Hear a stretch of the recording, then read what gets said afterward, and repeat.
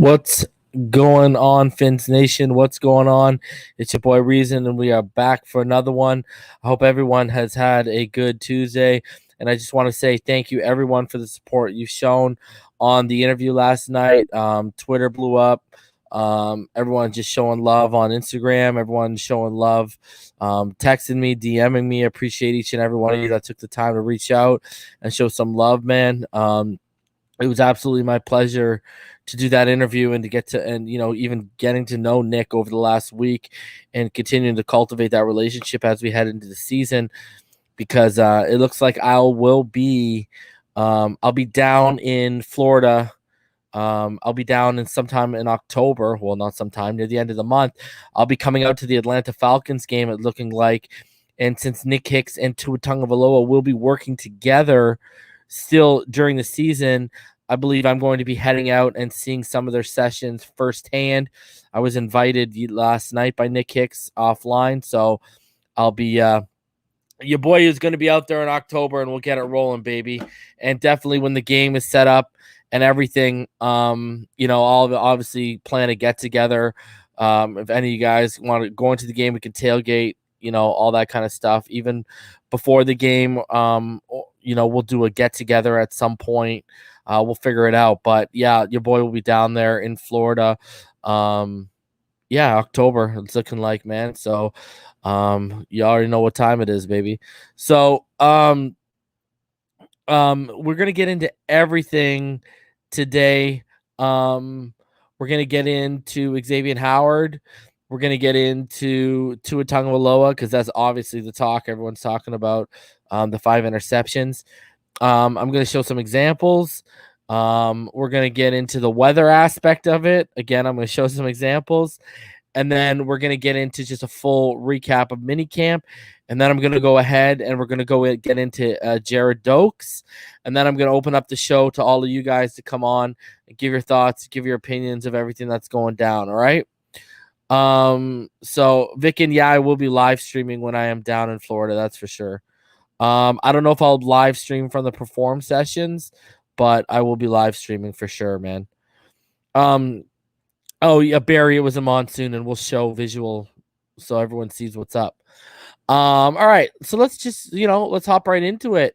Let's start off with talking about X. And when I open up the show, I can't wait to get everyone's opinions, because it was a really busy day when you actually look at things here. So, as Brian Flores said in his presser today, his media availability, he didn't expect Xavien to be there because he hadn't been in the building. Well, that came to fruition. As right here, it says Miami Dolphins cornerback Xavien Howard didn't show up for mandatory minicamp meetings Tuesday morning, and he's officially a holdout as he seeks a new contract. Coach Brian Flores broached the issue at length Tuesday morning, noting he didn't think Howard would be there for minicamp, while mentioning unique and renegotiation after one several times in regard to his contract. And I quote, "It's pretty clear this is a contract situation which we've talked about internally," Flores said. X is a little bit of a unique situation. He has extended, and now we're talking about a potential renegotiation after 1 year. Those turn into longer conversations. We understand that. We've obviously had a lot of talks and conversations about that, and we'll continue to have those and keep them internal, but it's a very unique conversation. It goes on, Howard, who hasn't shown up to any portion of the Dolphins' voluntary offseason program this year, can be fined up to $93,085. That's more than a lot of us make in one single year for skipping mandatory minicamp.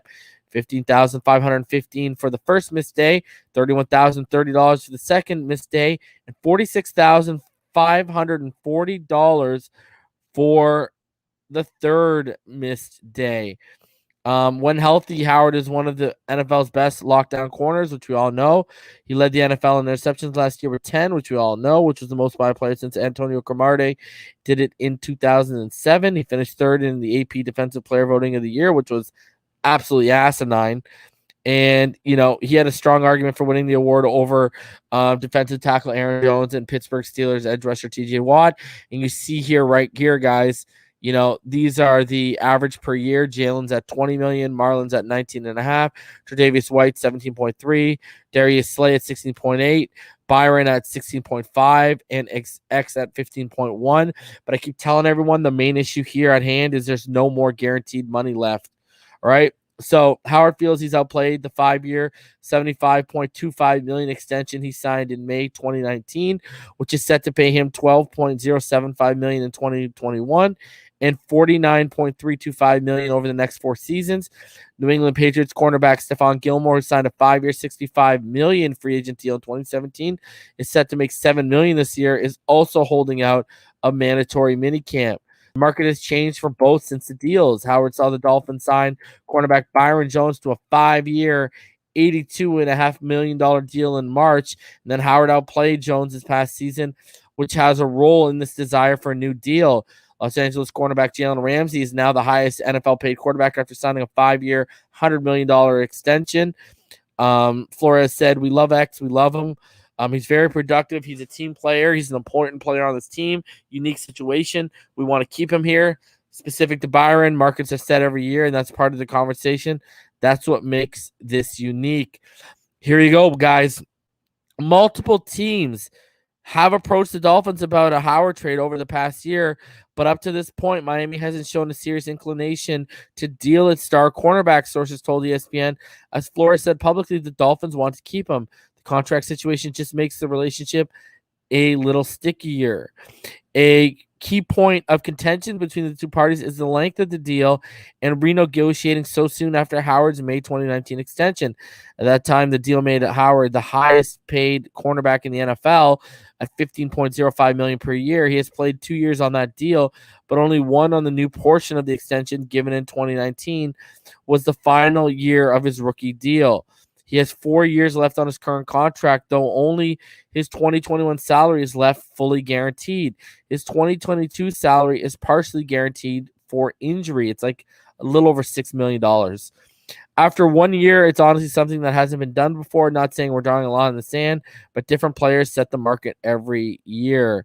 New contract adjustments have happened after 1 year in the past, but that typically is following a short-term extension and not shortly after a longer one, like Howard's 5-year extension.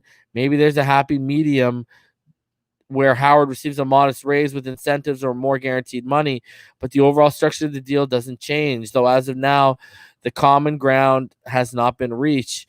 One element that hurts Howard's pursuit is that he has missed 24 games in his career because of knee injuries, and health tends to be a bigger question mark as players get older. Howard, 27, is still in his prime, but it becomes harder argument to get a raise and restructured deal with injury question and a recent extension.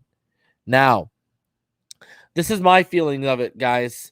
This is where, I took to Twitter and I said this. I was talking with the homies Sorty and Clump earlier today all about this. I think it really comes down to the guaranteed money. That's what I think this issue is right now when we really break it down. I don't think he minds being in the, number 6 or number 7. Here's the thing. Byron Jones got $54.375 million guaranteed, and X only got $39.26 million guaranteed on his contract. Now, I know this is a super sticky subject with a lot of people. I mean, I don't get it. People want to sit here and overpay Baker based on projection, but they don't want to pay not only the best defensive player on our team, but the best player on our team. And quite frankly, the reason why our defense was so good. So here's what I'm saying. If you guarantee the rest of X's contract, that's another $35.425 million on top of the $39.26 he was already guaranteed. And that equates to about $74.685 million, which would be far more than Byron Jones's guaranteed money of $54.375. I'm actually saying guarantee his contract. Yes, it might be the first ever, almost basically besides $1 million, it would become almost the first ever fully guaranteed contract, like outside of rookies, right? That over a long term too, over 5 years, right? So like the NBA, right? Everything they do, it's guaranteed money out there. So my whole thing is, if you can get that guaranteed money well above Byron Jones, do you really have to change anything? Because Byron Jones has $82.5 million. Like I said, $54.375 million is guaranteed. Guys, do we really think he's hitting the $28 million in incentives? Probably not. Whereas if you guarantee the majority of the $75 million to X, everyone's happy. And on top of it, you will actually get cap alleviation from doing that because you just convert it so into signing bonus money, basically. So, you know, my whole thing is we all knew this was coming. Like, we literally all knew this was coming. This is not anything new. And that's what I don't understand, why people are so, oh my God, you knew this was coming. Especially on this channel. We've been warning you for time that this was coming. And that's kind of where I'm at with this. People need to kind of realize that this man, guys, he's see, here's the thing. Another thing people are saying, oh, well, if you do this, you're setting a precedent for other players. If they have a good year, blah, blah, blah. But no, you're not really, because here's the thing. What? We're setting the precedent that if you become top 3, top 2 at your position and you ball out, we're going to pay you? Like someone said today, I was in one of those spaces on Twitter. Well, what if AVG has 7 or 8 sacks and has a great season, and he comes and says, I don't want to play my rookie year, I want to get paid? Well, that's great. You did it for 1 year. X has already proven before that he's a top elite corner. People are acting like he hasn't had 7 or 8 interceptions in a season before. That's what I don't get here. And they made him the top paid cornerback when he signed this extension because they projected him to be the top cornerback in the NFL. That's my whole thing here. We don't know exactly what he's asking for, but I would say to him, we will guarantee you your contract. That means he will take home almost $21 million more in guaranteed money than Byron Jones. If he doesn't like that, then we got to explore the options. But here's the thing. I warned all of y'all when that Baker deal came through that this wasn't going to be good for X's situation. People are like, well, they're not tied. They don't play the same position. Not the point. He sat back and saw them take care of that man. He saw them overpay that man. All right? He's human. He's going to think, shit, they're overpaying a guy that is what? 30th, 25 to 30th best linebacker in the NFL. They're giving him that kind of money? Damn right, take care of me. And it goes back to before the draft. Me and EM, we were talking about, listen, if you can't get a deal done, target Dallas, send them to Dallas, and try and get a high draft pick from them. Either try and get their 9th overall pick. Sorry, 10th overall at the time. Or try and get a second and another pick from them and try to just squeeze them. Now a team like that has drafted a cornerback. They took Micah Parsons, and I believe they drafted another cornerback in the draft, if I remember correctly. And now they're pressed up against the cap. Like, my whole thing is, now, if you're going to trade this guy, you've waited too long. This should have been handled. Xavien Howard should have, the situation, whether it was trading him or giving him more money, should have been handled before Jerome Baker. And now, the other thing that people got to think about, Stephon Gilmore is holding out. What if Gilmore hits the market as well? Now you got to compete with the Patriots trying to trade another top flight cornerback in the NFL. So that's going to drive down cost even further. Like, this is my issue. Like, you sat on your hands too long. And I don't get it, man. You sat on this too long. You knew this was going to get to this point. Why did you wait? And digging in the trenches is right. Just make him happy. We're a top 5 defense without him. I'll tell you right now, if he leaves, guys, we are not a top 10 defense in next year. I'm telling you right now, we are not a top 10 defense without him. And I don't want to add more years to the contract. That's why I'm saying guarantee it. That's why I'm saying just guarantee it. Because I don't want to add more years. I'm not trying to ride this guy until he's 32, 33. Are you crazy? So just guarantee more money to him. That's where I'm at with it.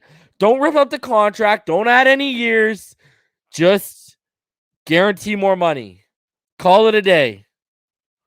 And you guys got to remember who his agent is. I was warning y'all when he made the agent switch.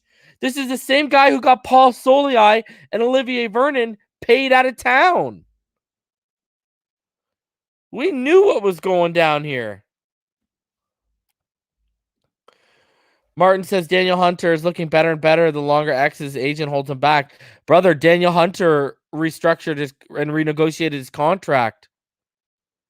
So Daniel Hunter is actually now staying in Minnesota. And Cap, that's kind of where I'm at. If I guarantee you a big-time portion, no, I haven't talked about Gerrid Doaks, Tony. I will in a bit. I'll show some all 22 footage of him as well for you guys. It's about $12 million. If you say, listen, I'll guarantee you the majority of your contract remaining, so your guaranteed money blows Byron out of the water, and he still says no, then we got an issue, and I'll join the people that say, okay, now he's asking for too much. Like, I will join that side of, yo, don't pay this guy. If you say, yo, I'll guarantee you the majority of the remainder of your contract, and he says no, okay, then we got an issue. Because the thing is, perfect example, right? Jalen Ramsey, highest paid guy right now in the NFL, right? Check this one out. 5-year, $100 million contract, right? Only $71.2 million is guaranteed. If I guarantee the rest of X's contract, he makes more guaranteed money than Jalen Ramsey on a $100 million contract. So then what can you really say?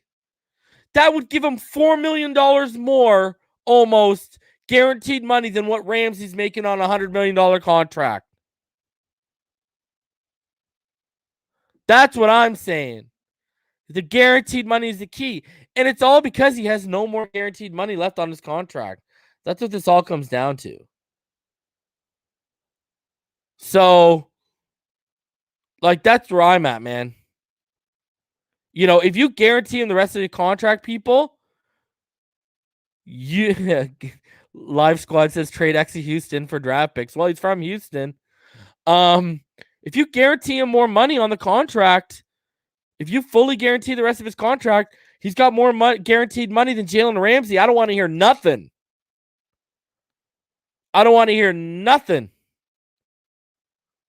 So we'll talk about X, obviously, when you guys come on. But think about that for a minute, guys. If you guarantee the rest of his contract, it's minus $1 million. Almost all the $75 million is guaranteed, and he makes more guaranteed money than Jalen Ramsey. What's good, EM? How you doing, brother? That makes a lot of sense to me. That's where I'm at. And if you don't like that, then we got an issue. That's where I'd be at. I'd be like, yo, man, we offered you more money in your pocket than what Jalen Ramsey's getting. So, anyways, let's keep it rolling. So, I guess the elephant in the room, clearly, with Minicamp today, was Tua Tagovailoa, and his 5 interceptions. So let's talk about his 5 interceptions. Then we'll go over Minicamp updates. Then I'll do Gerrid Doaks. Then I'll open it up to you guys, okay? So Tua Tagovailoa threw 5 interceptions today, and the Chicken Littles came out. The sky is falling. The sky is falling. The sky is falling in Miami, apparently, okay? What's up, Crypto? How you doing? So here's my thing right now. Okay? I'm just going to show you this. Just showing you guys this. All right? Let's roll through some things here. Trevor Lawrence throws a couple pick sixes at Jags minicamp June 8th. And literally those pick sixes were minutes in between each other. All right? Let's keep it rolling. Let's roll out some examples for all of y'all right now so we can see what's going on here, okay? I'm making a point here.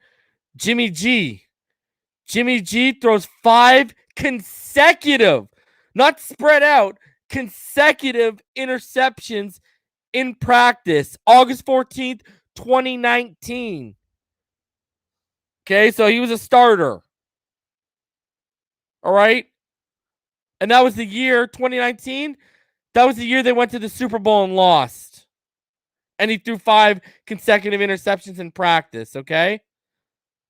Well, let's keep it rolling here, baby. We ain't done. It gets bigger and it gets better here. Zach Stevens, August 1st, 2018.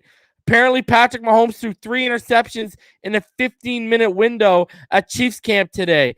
That's like an infinite amount more than Case Keenum's 0 interceptions through 5 practices. That was Patrick Mahomes' first year as a starter. Okay? Keep it rolling. Again, I ain't done, baby. When you total up what he did that year in practice, Patrick Mahomes, guys, 7 interceptions in 6 practices. 3-1. That's Patrick Mahomes, the best pure passer, arguably, since Aaron Rodgers was drafted. All right? Let's go even further. You know what? Let's bring it back to Miami for a second here, okay, guys? Who remembers this? Who remembers when Joe Philbin told the Miami practice squad players to take it easy on Tannehill? Apparently, Miami practice squad players were intercepting Tannehill and frustrating the struggling quarterback. According to Wilson, Tannehill was so rattled in a session last Saturday that he took jabs at those who picked him off. Enjoy your practice squad paycheck, he reportedly said. Enjoy your practice squad trophy. And prior to his firing, Philbin reportedly told his team to ease up on Tannehill during practice as to not affect the young quarterback's confidence. Oh, how we quickly forget, huh? Let's go even further. Let's go through another Tannehill practice here. During Tuesday's first practice since the game, Tannehill looked equally bad as he tossed 4 interceptions and looked every bit of the second-year starter he is. On the other hand, if there's one place to get the interceptions out of your system, training camp is the best place.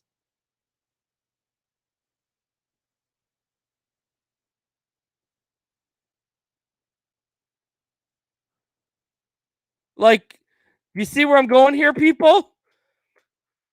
All these chicken littles coming out. And just further context before we really dive into this and I give my opinion about these people, because they're just unbelievable. All right? It's just unbelievable.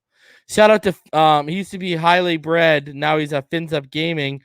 I'm going to share 2 videos. This is his video right here. I want everyone to see this. Bro, look at this weather. You telling me that this right here and Dolphins training camp is right there? This is where I work. Bro, look at that flag moving. You telling me the weather's not gonna affect it? Y'all tripping, man. I get he threw picks and I get some of y'all hate a lot on him. But bro, to say that this weather does not make a difference, y'all tripping. Okay. I got another video from directly on the field. I've got a video that I want to show you guys. All right. So you can see what was going down.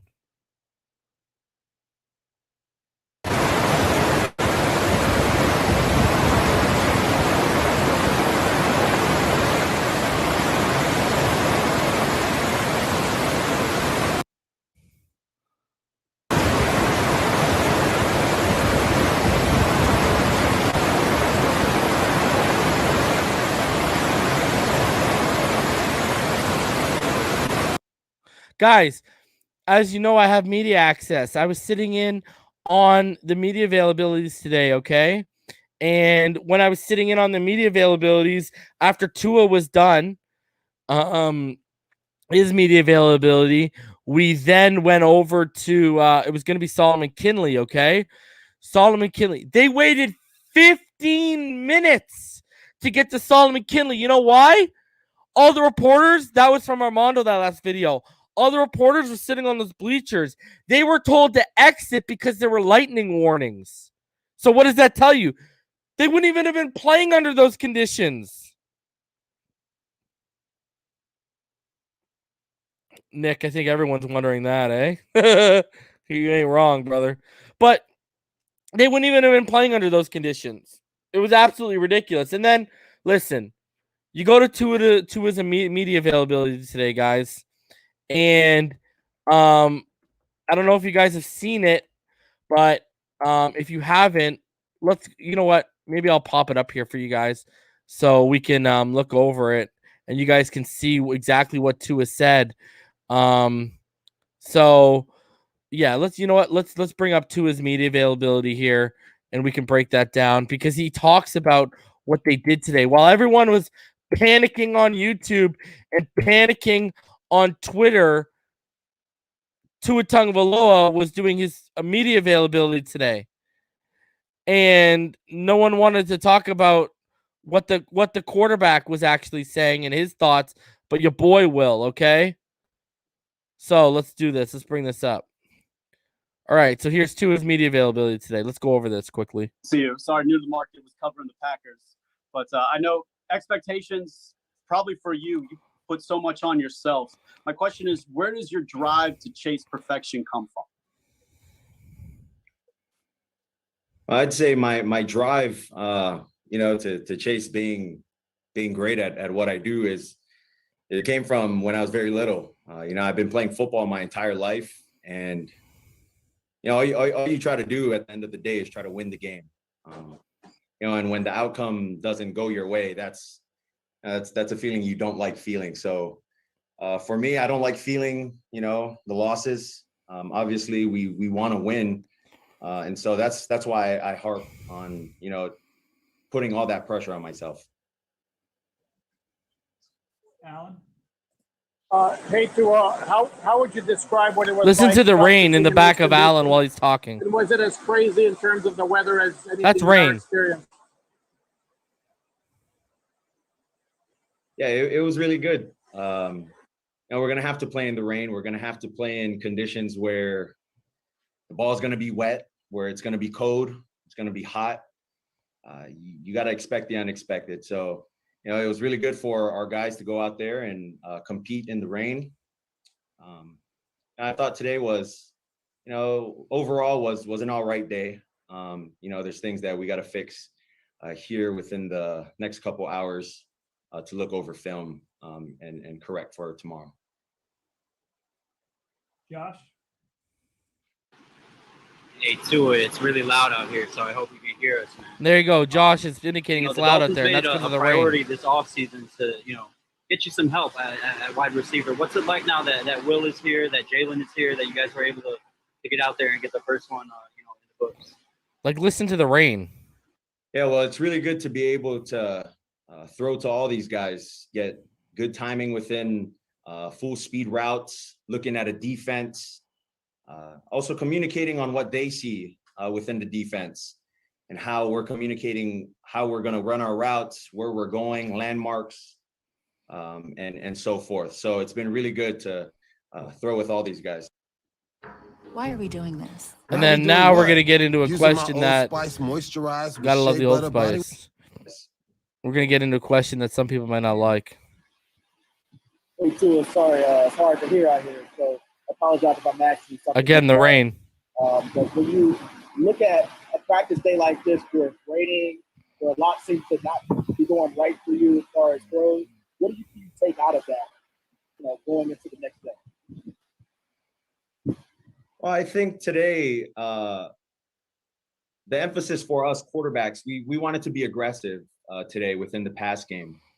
We wanted to see if we could fit throws in. We wanted to see what throws we could make, under these conditions. And we're just trying to push the ball vertical down the field. There's some plays that didn't go our way, but that's plays that we can take a look at in the film room and move forward with. So what is he telling you right there?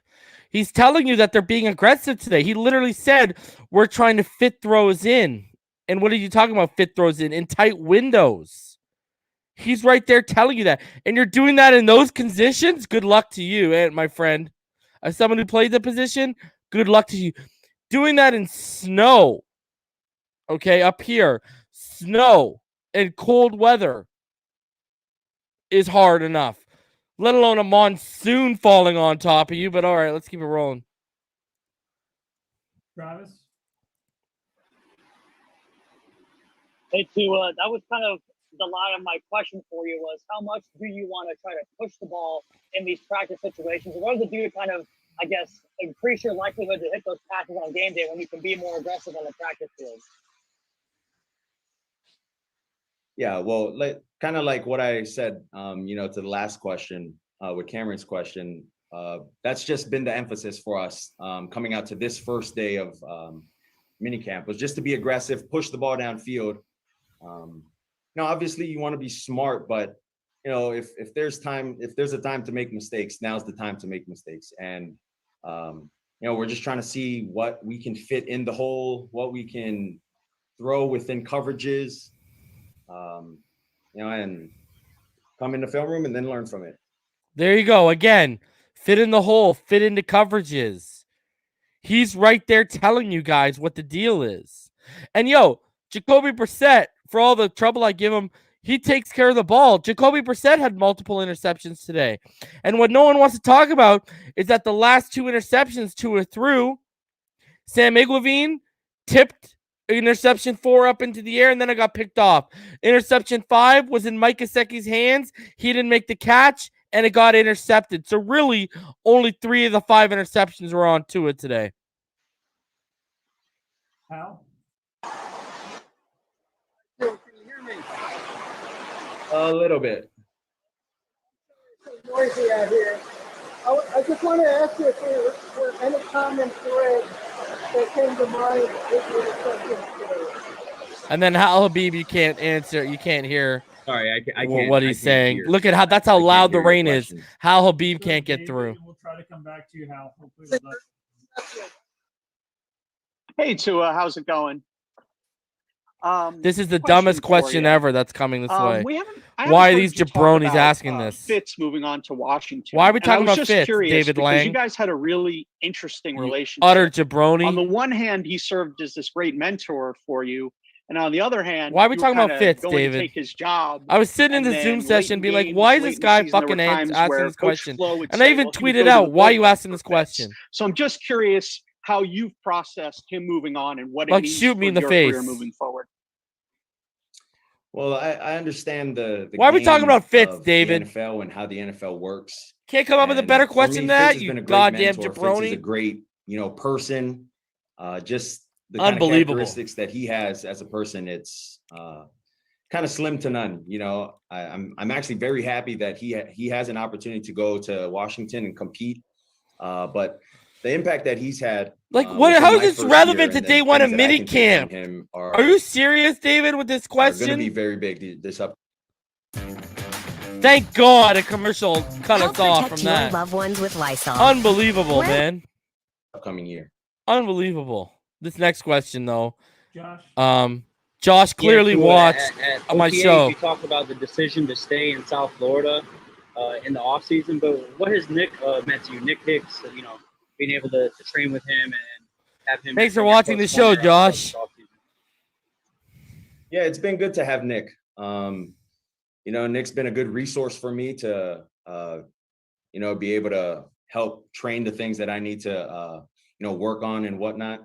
Have a lot of respect for him and the things that he's helped Nick's me accomplish. Nick's a fantastic human being.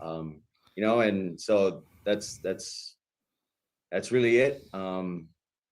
He's helped me to get better with my strength and whatnot. But, I think a lot of the things outside of that is going to be mental for me, the mental aspect of the game.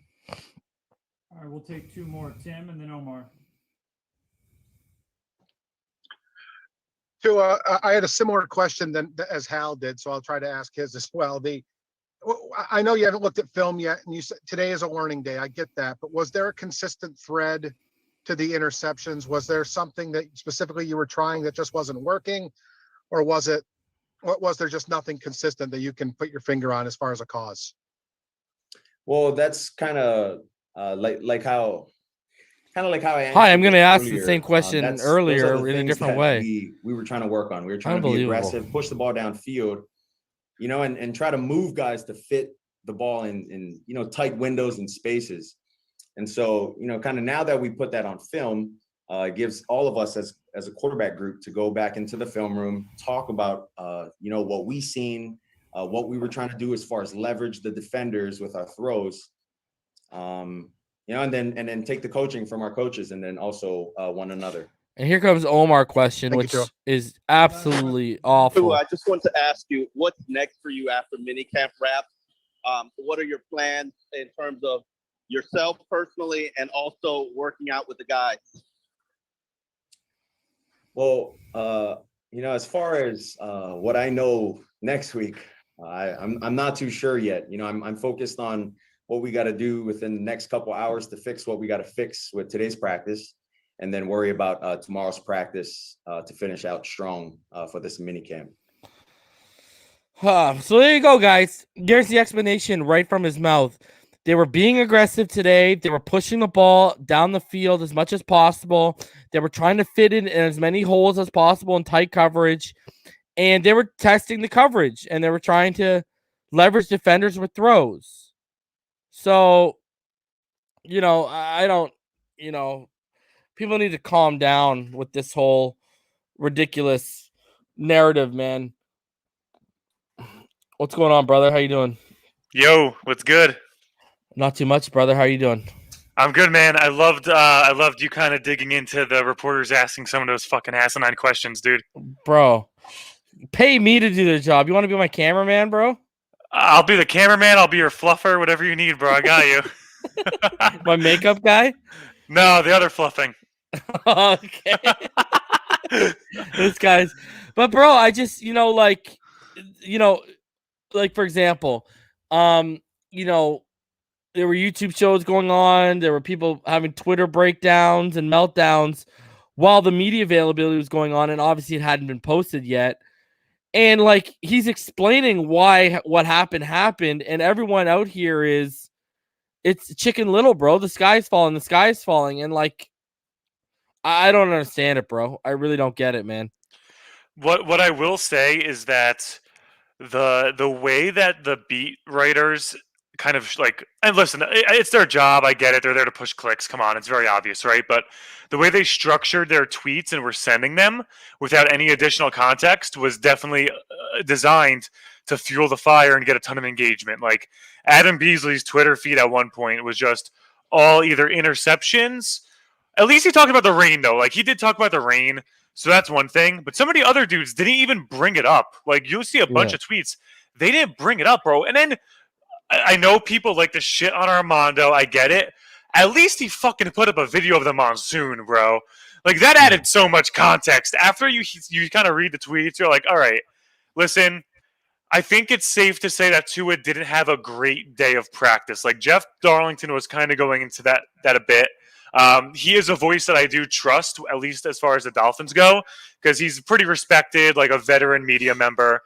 But dude, you didn't realize how bad it was until the video of the weather actually popped up. And a lot of fans like me and like you aren't local to Miami. And we don't know what the weather's like or anything. So that adds a ton of context. And then you dive into the fact that these drills are meant to be super aggressive as possible. And not to mention, aggressiveness is something that the coaching staff and Tua are really trying to work on. There were a bunch of advanced stats that came out at the end of that last year that, Tua pushed the ball downfield, but it just wasn't at an increased number that you'd kind of like to see, right? So I think it's pretty clear that they're working on the aggressiveness and taking the risks and making those plays.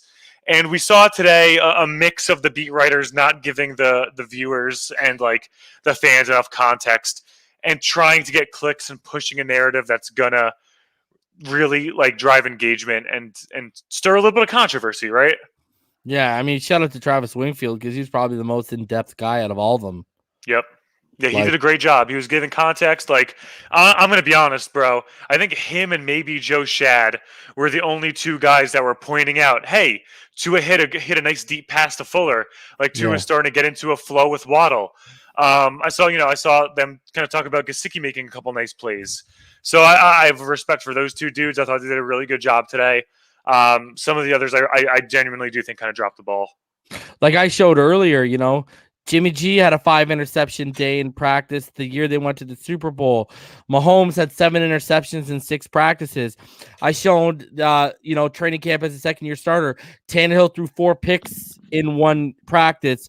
And then a couple years later, remember the whole Philbin incident where the practice squad kept picking him off and he started chirping them and he was getting all rattled and mad? People, and like Trevor Lawrence, 2 pick sixes, just last week. Like, people need to realize that this happens, bro. And I just, I don't. And Adam Beasley, I got to ask the question, what kind of inside information is this guy going to have for PFN, bro? Because, like, he can't even report properly about stuff he sees with his eyes, bro. Oh, my God. Yeah, I don't know, man. Interesting. One thing I want to say, to respond to you there, bro, I wasn't active on Twitter back then, but I was on like the Miami Dolphins subreddit, right? Mhm. And when Tannehill had that whole fiasco where he was yelling at the defense for picking him off, I remember a lot of people defending Tannehill for that dude. Can you imagine if Tua was yelling at the defense for getting picked off? It would be a fucking war zone all across the Dolphins fan base. I think a lot of people would be hating on him for that. Like, and Tannehill was getting so much defense back then, which is pretty interesting. But like you said, man, these things happen. It's practice. They're supposed to be aggressive. It's June, dude. Yeah. Like, let me test the boundaries with Waddle. Let me see if we have that same connection. Let me really go for these. Like, this is the first time I'm really throwing to Will Fuller in a more organized team setting. Let me force the ball to him a couple times, see what he could do, see what he can't. Let me learn how he makes his cuts. Let me learn, like, how exactly we could mesh well together. It's not rocket science, bro. And I mean, full pads aren't even on yet, bro.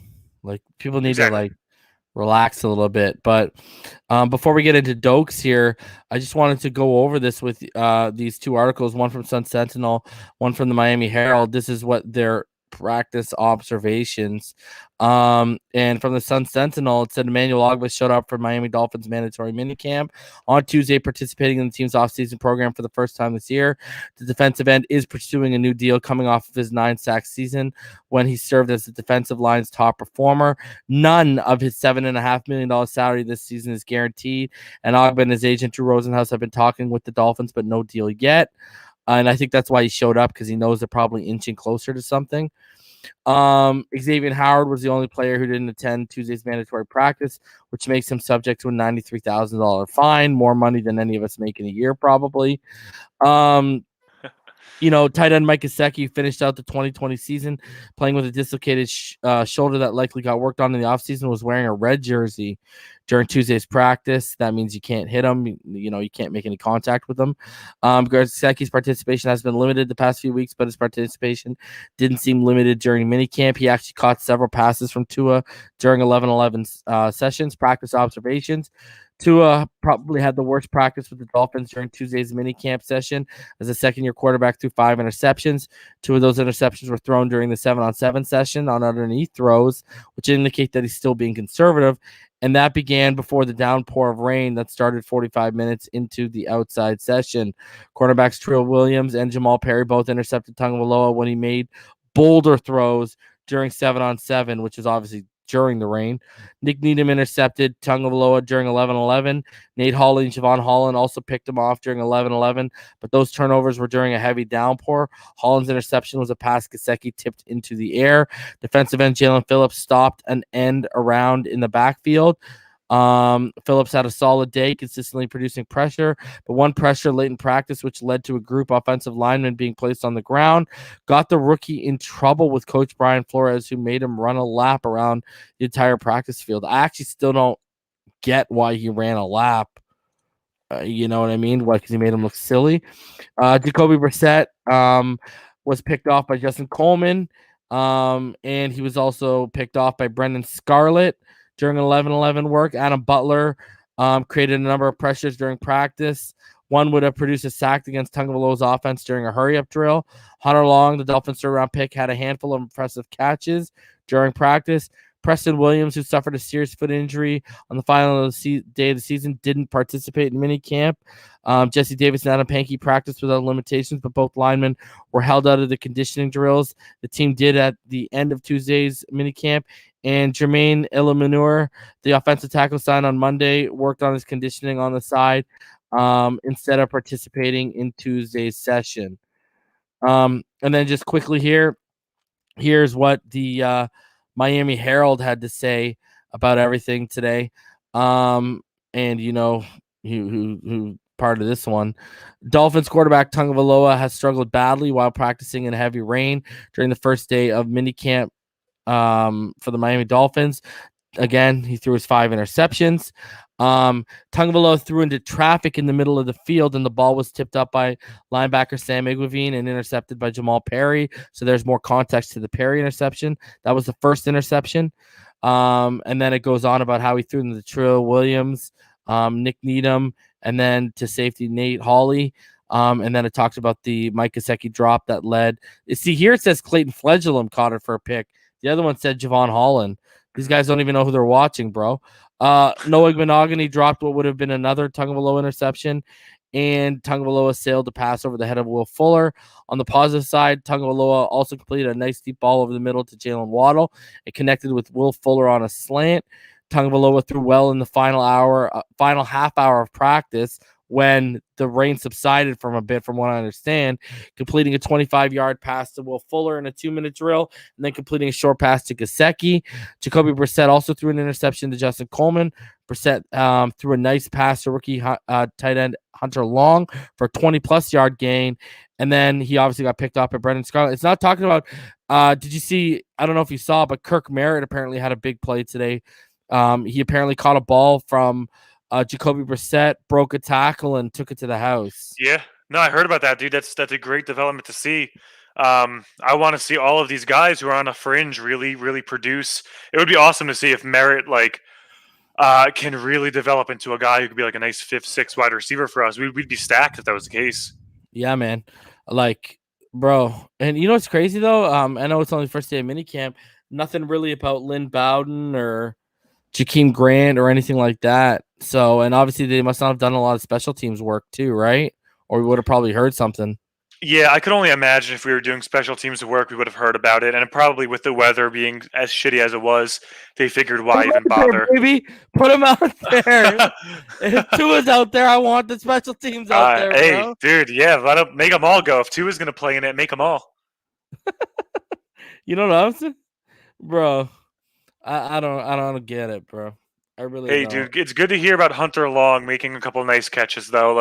I do like to see that, especially if we, took him in the 3rd round. We were a little skeptical about it. Any good news from him, I'm definitely happy to see, just because we know that was kind of a contentious pick. But if you could come in and really, really produce right away in the tight end room, that would be helpful and give us a lot of flexibility.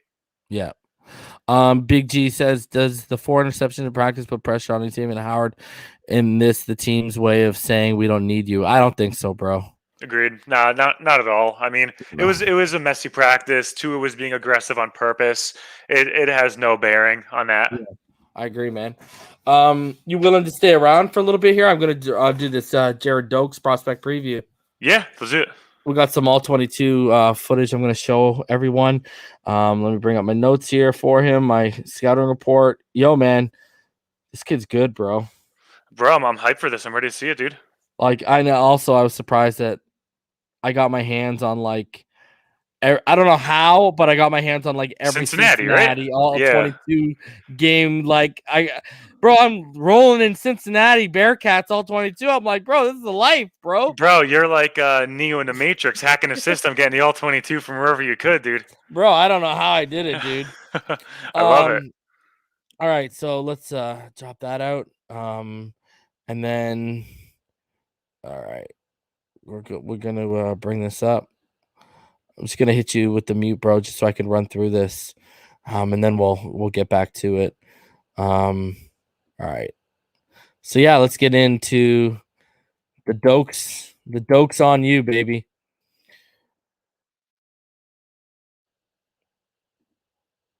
All right. Miami Dolphin fans were hoping, praying, and damn near begging for the team to draft a running back high in the 2021 NFL draft, specifically names like Najee Harris, Javonte Williams, and Travis Etienne. Then, as each pick passed by and each round ended, when hope was almost lost for fans and those who wanted a running back in the 2021 NFL draft, Gerrid Doaks, former Cincinnati Bearcat, in the 7th round at pick 244, was the guy the Dolphins finally took. A lot of draft pundits viewed Doaks as one of the more underrated running backs in the 2021 NFL draft class due to him being in more of a committee role, past injuries, and durability concerns. The fact of the matter is he gained 1,772 yards on only 331 carries during his career. That was good enough for an average of 5.2 yards per carry, which is absolutely fantastic, along with 14 rushing touchdowns. Adding to that, he also posted 36 receptions for 407 yards and 4 touchdowns, and he averaged 11.3 yards per reception. Gerrid Doaks looks the part of an every down running back at the next level, too, as he's 6 foot even and weighs in at about 230 pounds. And his 4.58 40 time at his pro day is most definitely impressive for a running back that's his size. When you put on the tape of him, too, a lot of things definitely leap out at you positively as well and make you wonder why he was even there in the 7th and not at least a 5th round pick. The first thing you notice is his frame and how the power he plays with matches how powerfully built he looks to your eyes.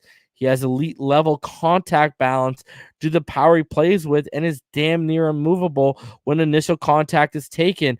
At times, it looks like it may take half of the defense to bring down this absolute powerhouse of a man.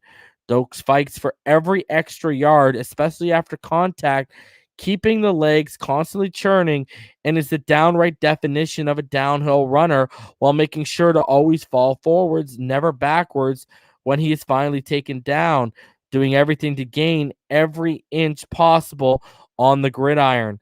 Doaks runs mean, and he plays even meaner. He invites contact and plays with the level of aggression that doesn't currently exist in the running back room of the Miami Dolphins, and I think it will be a breath of fresh air to this team. He doesn't just want to go down. He wants to run through and bulldoze as many people as possible on the way to gaining as many yards as he can scrape and scratch for. This kid is a fighter back there in the backfield. For a guy his size and as welcoming to the contact as he is, he also plays very smart. He's patient at the line of scrimmage and diagnoses where the holes are about to open up for him to hit. He also has really good feet and footwork. Mixed in with his read and recognition ability, he has no issue cutting back to areas that open up if gaps clog up quickly, which is something you don't see every day for guys his size, and that play his style of a power back, which is what he is, a power back. His ability to be fleet of foot also makes Doaks quite good at the second level when he gets there, as he can downright be elusive at times when linebackers pursue him.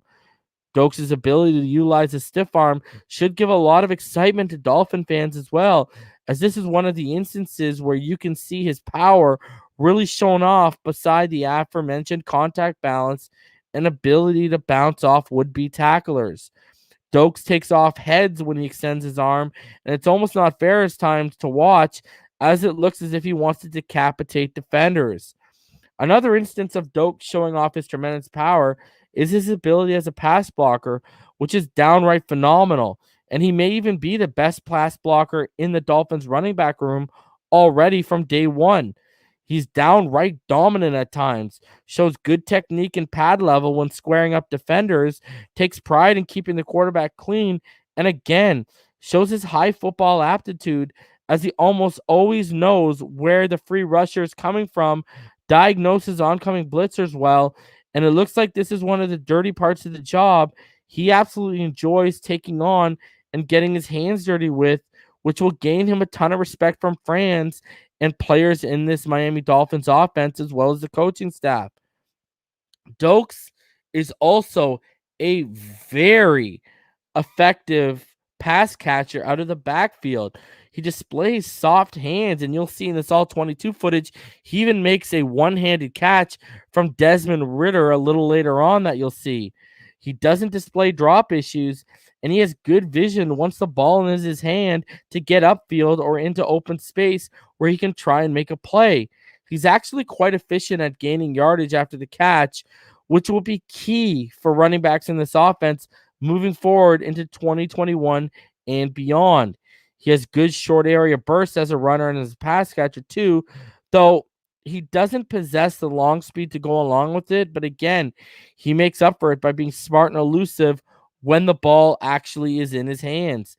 He also is very dependable in short yardage situation, as well as he can't go overlooked as this offense hopes to find themselves in that situation more and more than as opposed to previous years with a ton of third and longs that they had to deal with. Overall, I see a ton of upside and potential that can be tapped into with Gerrid Doaks. I truly believe this kid has a decently high ceiling as a running back in the NFL. And we see how hard of a worker he is in game situations. It's obvious that he's a Brian Flores type of guy, which makes the pick make even more sense when you break it down.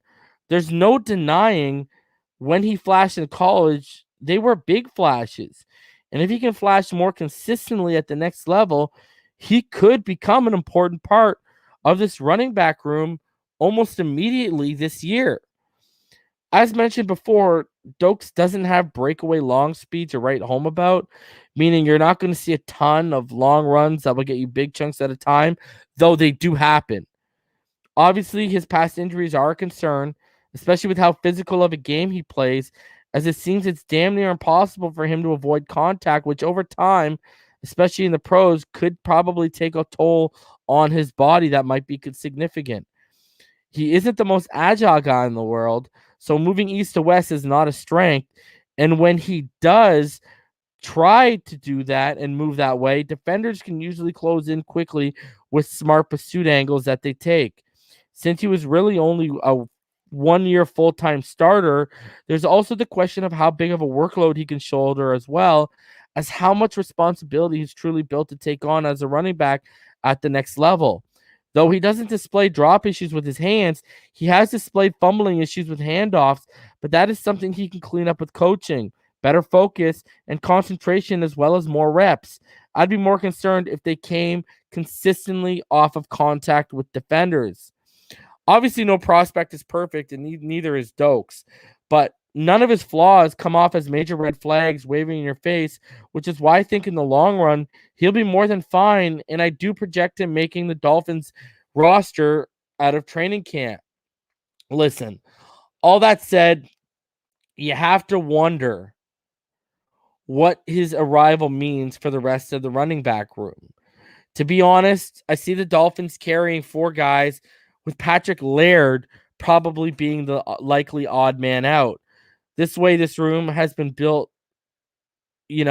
through a certain alignment where Gaskin is the guy with Ahmed as his backup and rotational partner, while Malcolm Brown will start the season as a third down back with Doaks as his insurance policy and potentially rotational with that role. Clearly, things can change as the year progresses, and things play also themselves out as the year goes on, which is why I wouldn't be surprised if Gerrid Doaks works himself up the depth chart by the end of it.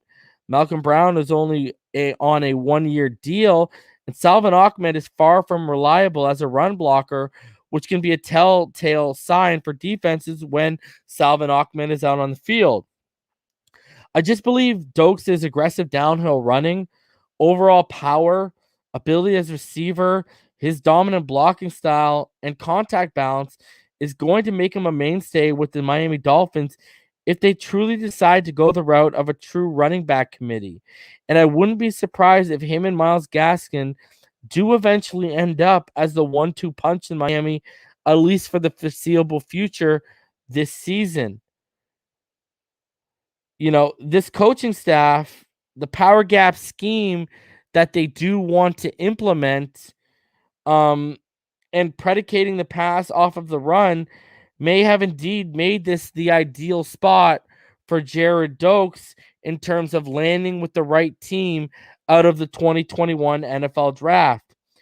To be completely honest, I would be fine if they don't upgrade the position and see how this room plays out, because as long as the offensive line does their job, I think this group of running backs can produce more than enough of what we'll need out of them to be successful and take a step forward as a whole with this offense. And this is why you hear me consistently preaching that as much as people want to put the playoffs on the shoulders of Tua Tagovailoa, I do think the pressure is on. Look at that one-handed catch right there. Look at that's a beautiful thing, baby.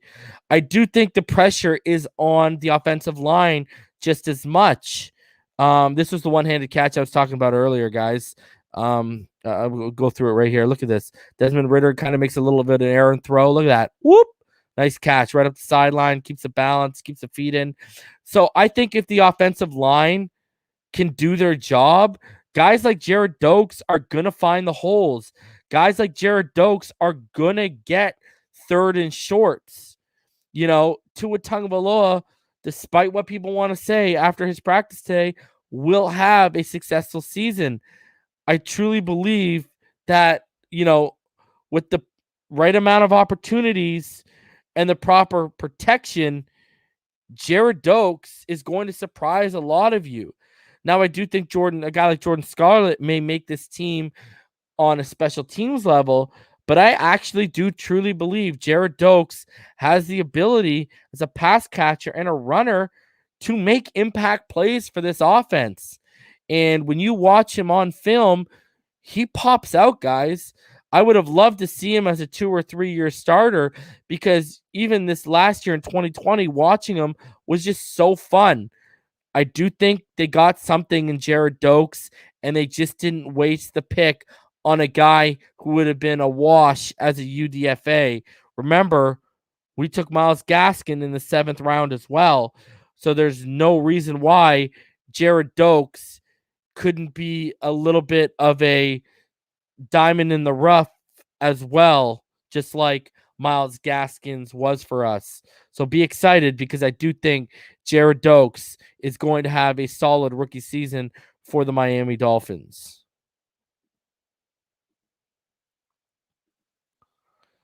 So yeah, bro, that's what I got to say about Gerrid Doaks, man. So I think, bro, I think he's solid, bro. Yeah, no, dude, that was great. I definitely learned a lot from that, like prospect preview. Is that what you call them?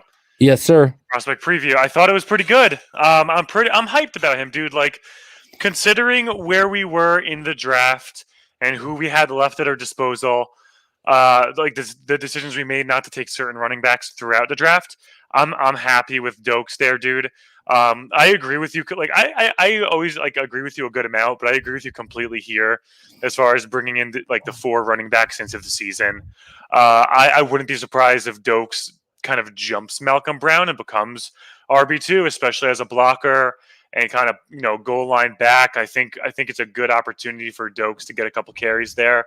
And even if Brown ends up working out pretty well, right? And the coaching staff likes his vet presence a little more and trusts him more, Doaks is a great depth guy who, if Ahmed or even Gaskin drop the ball, then Doaks will be able to get in a couple times. I mean, not drop the ball, I might get injured. If they miss some time, then Doaks can kind of step in, get a couple touches, and I think he could really contribute. And I was surprised to see that his pass catching was a little bit better than I thought. Really, it was really good, eh? Like, yeah. No, I'm hype about that. I thought he was just genuinely more of short yardage goal line guy, but he has a little bit of versatility there. Pleasantly surprised with that. Yeah, like he doesn't have the home run speed, like, you know, but like he has the short area burst where you get the ball in his hands and then he can kick it into high gear, and next thing you know, he's at the chains at least, right? So, I mean, that's Yeah. kind of what you need. And like, I don't know if you noticed, I had a Wildcat play in there. There were multiple times where they would get like 3rd and 1 or 3rd and 2, like from the 1 or 2 yard line or the goal line, and then throw them in the Wildcat and let them run it. Dude, that's perfect, right? The versatility. We know that our coaching staff loves that. We did a couple like wildcat trick plays ish last year, so I think he'll be a nice addition overall. Another thing that I thought that he kind of really displayed as far as the all 22 tape that you just showed was he has pretty good vision, man. Like his vision's pretty solid. He's good at running in traffic too. Like it just like in the middle of the field, pretty crowded. Like he could grind out those extra yards. And as you mentioned, man, like let's say there's like a running back has like 4 gears. I feel like he gets to 2.5 at most. Like he's probably not hitting that 3rd gear. I really saw as far as the tape goes, but 2.5 from him is all we need. You know, like I don't think he's ever going to be that RB1 grinder who's gonna take touchdowns. 80-yard touchdowns. We're not getting that from him. He's going to serve a very solid and defined role, and I think he could be productive there.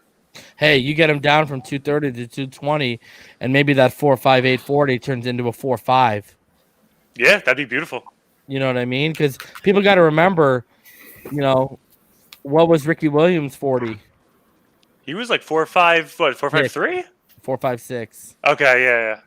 Javonte Williams was like the same thing, right? I know. Don't remind me about Javonte. And y'all remember this. Welcome, Martin, Josh, the show, Z-Man, comment. If you remember, Ricky used to get caught a lot too. Yeah, true. Like he would break it, and then he would get caught like 70 yards downfield, right? Yeah. So but no, by no stretch of the imagination, am I saying Gerrid Doaks is Ricky Williams, but he dealt with injuries. They used to have a star running back, something Warren. I think it was like Michael Warren or something like that before that. And this year was really his only full year as a starter.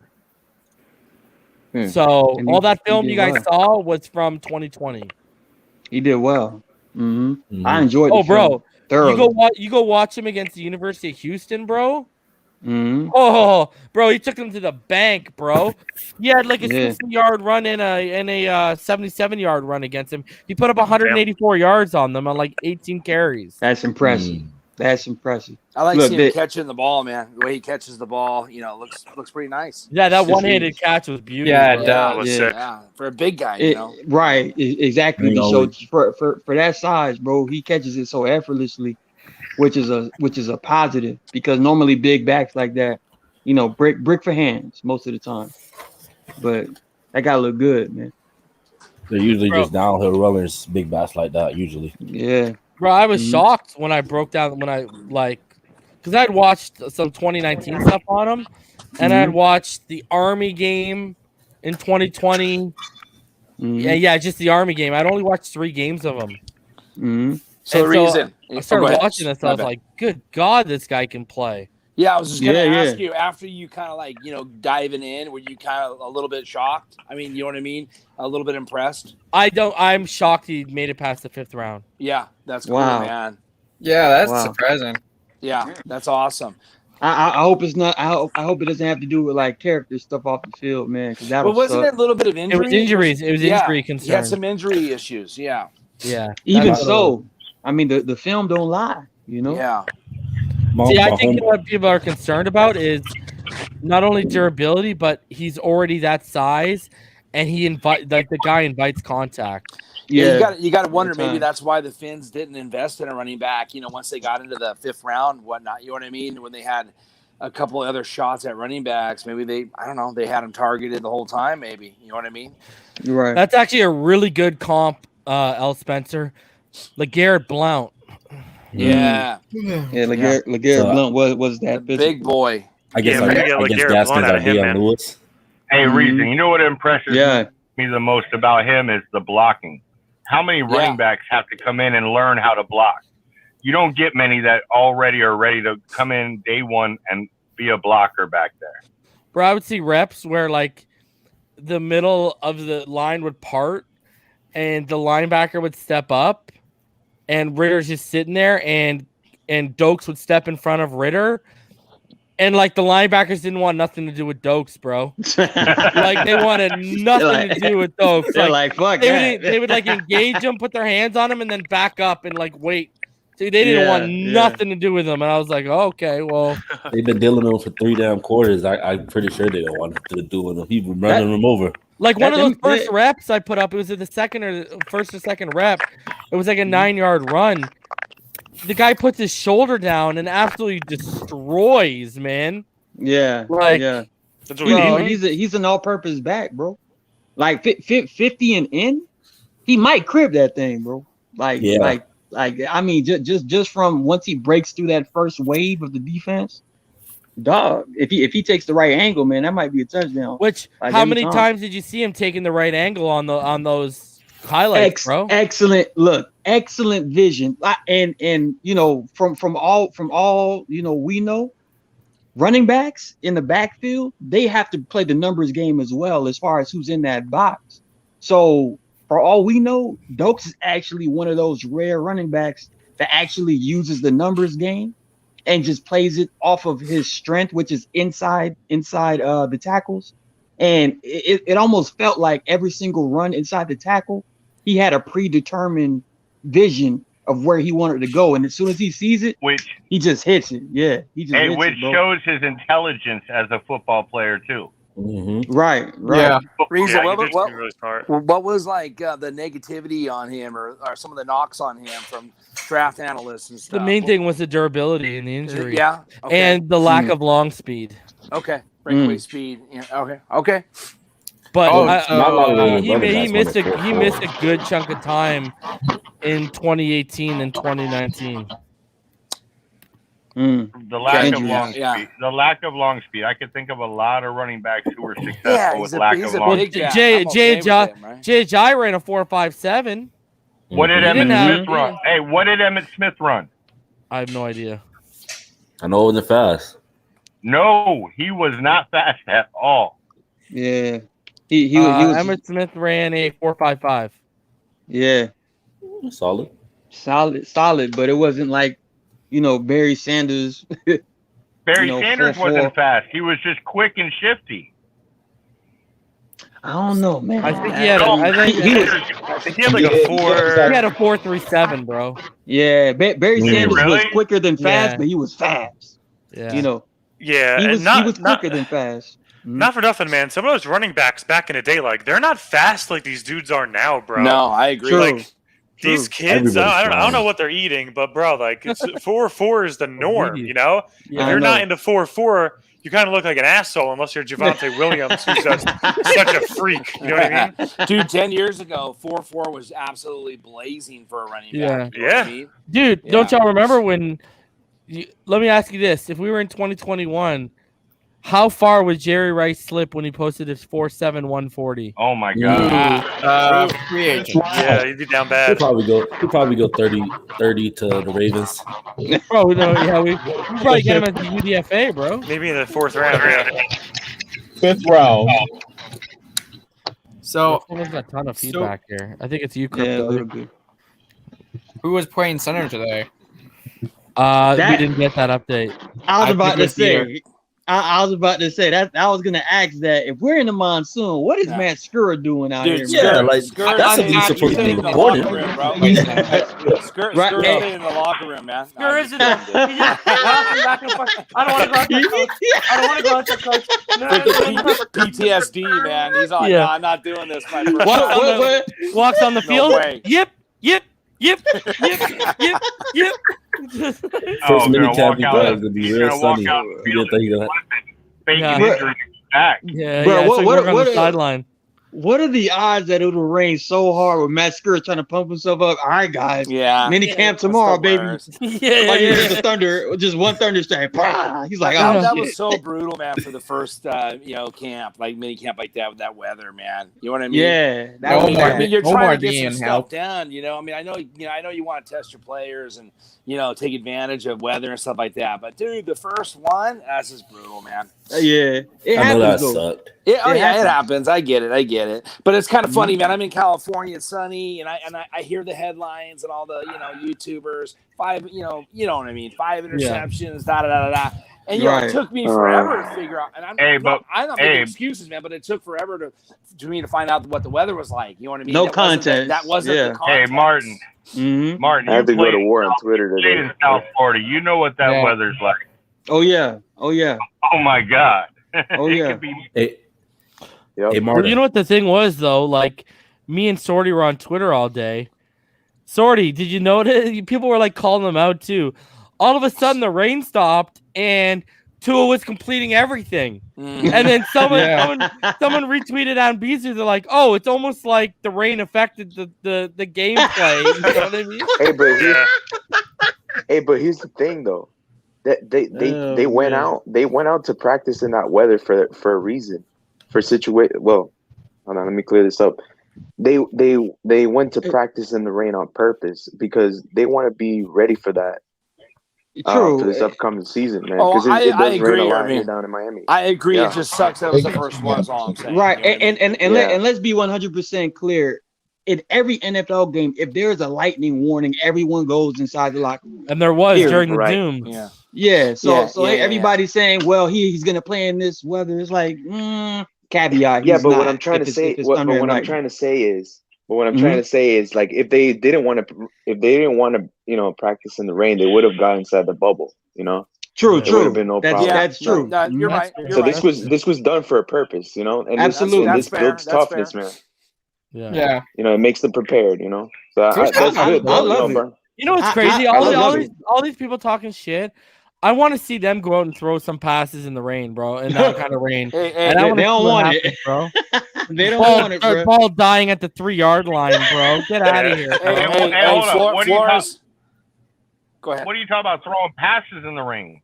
Just let them go out and play in the rain. It's Yeah. a whole different thing when you can't see in front of you. Bro, they'd be sitting by the fire right now, drinking their tea, taking their fisherman's friend. Imagine driving through a highway. Imagine driving through a highway in torrential rain. That's scary. That's how it looks like. That's how it looks like. Shout out to Armando for doing the only good thing he's done the past couple months by the video He's of what was actually little good. Yeah, I know, eh? I was about to say Armando's getting the feeling that the players don't really mess with him like that. You know He's what? like, man, let me give him a feel good real quick. I'm gonna take this opportunity, man, to get a little goodwill here. Right. But dude, Flores probably said it's raining cats and dogs. Flores is probably like, get Skura out there, dude. Let's go right away, man. Put him. Go ahead, Irving. I was just saying Armando had a good piece today. Yeah, he had a good article today. I actually didn't read it. I saw it before I went live, but I didn't click on it. Yeah, if you want, I'll share it on the chat so you could post it online. I think Ryan post it on the link. here. Yeah. I'm not gonna read anymore, but I'm gonna read it after. I have it saved to read after the show. Oh, cool. All right. So I'm reading it right now. I saw it. So Ian says saw Tua post interview. They basically going aggressive with throws, finding out the max what they can and cannot fit in there. Yeah, and they decided to do that on a day with a monsoon, bro. I love it. I love it. Right now, they're doing it against Miami defense that's coached an elite Miami defense too. Look, they were top 5 last year, and you add Jalen Phillips and Javon Holland. I mean, come on, now. Like, give Miami the benefit of the doubt. Defenses are always ahead, but our top 5 defense got arguably better. To be honest, the only interception that worried me was Nate Hawley. I was like, who? I like that Terrell Williams caught a pick though, because he's one of my sleeper guys, man. He's gonna make the team as at least a safety, bro. We got that'll no be depth. so crazy. I like him. We got no depth, bro. He's got to make the team. I think as a safety. Yeah. Oh, we're gonna have today. Rhino, what's going on, buddy? Hey boys. Rhino. What's up, Rhino? What's up, I have Rhino? a question for the panel. Does the marching band practice during rain? Oh, God. You don't get what I'm talking about. We do sometimes. I have sat in practices in the late 80s, mid 80s, watched Dan Marino throw multiple interceptions within 5 to 6 minutes. I don't know. I don't know what the problem is, especially on the first day. I was kind of shocked today. I'm glad reason that you opened up with Xavien Howard. I think that is a gigantic, enormous Miami Dolphins news, and I'm glad you opened with It's it. bigger news than 5 interceptions of practice. It's ridiculous. Agreed. Oh, It's absolutely. ridiculous. Bro, like I said on Twitter, Rhino, interceptions don't matter in June. Talk to me when it's September, bro. Yeah. Or even late August, I can see. Right. Yeah, but bro. now? Hey, Ron, Like, hey, you know what the it's just- biggest surprise to me was today? Is Omar stayed awake long enough to report Bro, the that rain was Tua- loud, bro. You heard the rain. But he reported Tua had zip on his passes. I don't think I he he saw said that. a little sidearm pass or something like that. So you know what another thing? I think that someone people- told him that. You know what's another thing people don't realize? Probably too? something. Because I've talked about this. So there was a time when I will never forget this. It was during high school ball. All right. And what happened was one of our corners got injured and he just went off to the sideline, right? And they just fucked around. And it was like they were going against skeleton offense, right? And I was just sitting on the sideline or whatever. And they're like, hey, you know, they come to the sideline. Does anyone want to go in and just take a couple reps for him, right? And I was like, yeah, man, I'll go try it, right? Like, why the fuck not, right? Bro, I went out there. Bro, I came down with like 3 picks and 6 plays. Why? I knew what the offense was running. Right. So did the rest of the defense because we're all in the same fucking team meetings, bro. Yeah. Like I knew the tendencies of the backup quarterback. Just watch the eyes and where he's gonna look, and I knew where his options were. Boom! I was there before the ball was even like in the air, man. And it's the same thing too. Like he's going up against an elite defense, but also no one knows Tua's tendencies better than this defense because they literally hang out together. Second of all, they don't know everything the offense is running, but guess what? They have some idea of what's being ran. Yeah. Like, people need to realize this too. Like, it's not like he's going up in a scrimmage practice against the Atlanta Falcons defense and they're just making plays on everything and reading the eyes. You know what I mean? Hey, Reason, I'm glad you brought that up because that's when we're really going to get our tests. Like that's going to be kind of like our first test of this offseason when we have that joint practice with Atlanta. Yeah. I want to see how both sides of the ball responds because Atlanta's missing Julio. Let's see how they respond as their offense versus our defense. And obviously us having this new regime of 2, co-offensive coordinators, new weapons, a new Tua pretty much. Let's see how we respond to that Atlanta defense because they're still kind of putting pieces together on their defense. So maybe we can take advantage of the, their new restructured defense. That scrimmage against Atlanta is going to be real big, bro. If the defense didn't have a big day today, that would be a bigger story to me. That's all I have to say about that. In the rain, right? Yeah, it's ridiculous. Yeah, like it literally played into their hands today. But let's talk about X for a sec, guys. Yeah. Yes. Sorty, let's start with you.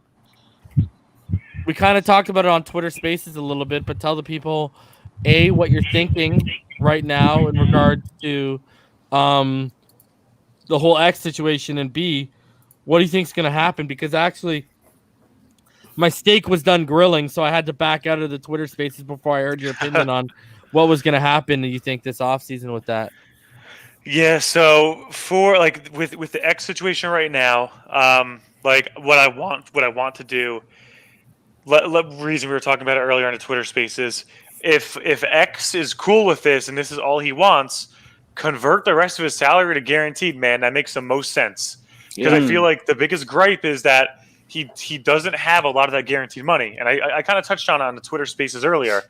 At the time Xavien Howard signed that contract, his guaranteed money was like $25 million.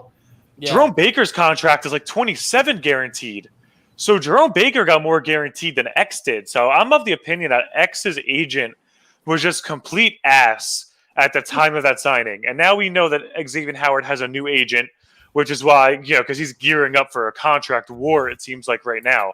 Mm-hmm. If the guaranteed money conversion works for X, I'm all for that. Obviously, I feel like that's the path of least resistance. He gets on the field, it boosts team morale. We have our top 2 defensive player in the league on the field, ready to go.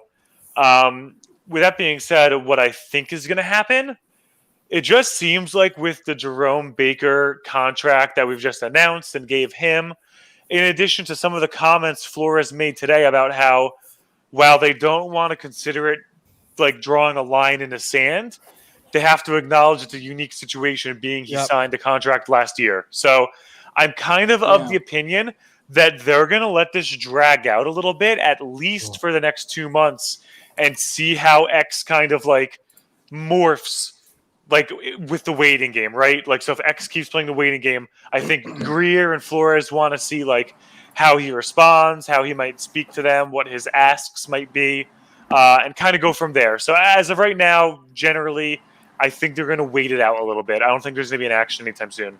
What do you think about this, Sorty, before I get to Martin? Because I don't know if you were here at the time. If you were to convert the rest of his money on his contract, because I know we're talking about it privately and then on the Twitter Spaces today, it comes out to like that $74.5 million, right? That we talked about. Mm-hmm. Bro, on Ramsey's $100 million deal, he only has $71 million guaranteed. So if you converted the rest of his guaranteed money, you're giving him more guaranteed than Ramsey got. Yeah, dude, and like, you go to X, you tell him, it's like, listen, man, you're getting Ramsey money right now. And I like, Ramsey's definitely one of the top corners in the league, and he's constantly getting these insane contracts somehow, and insane contract extensions, it feels like.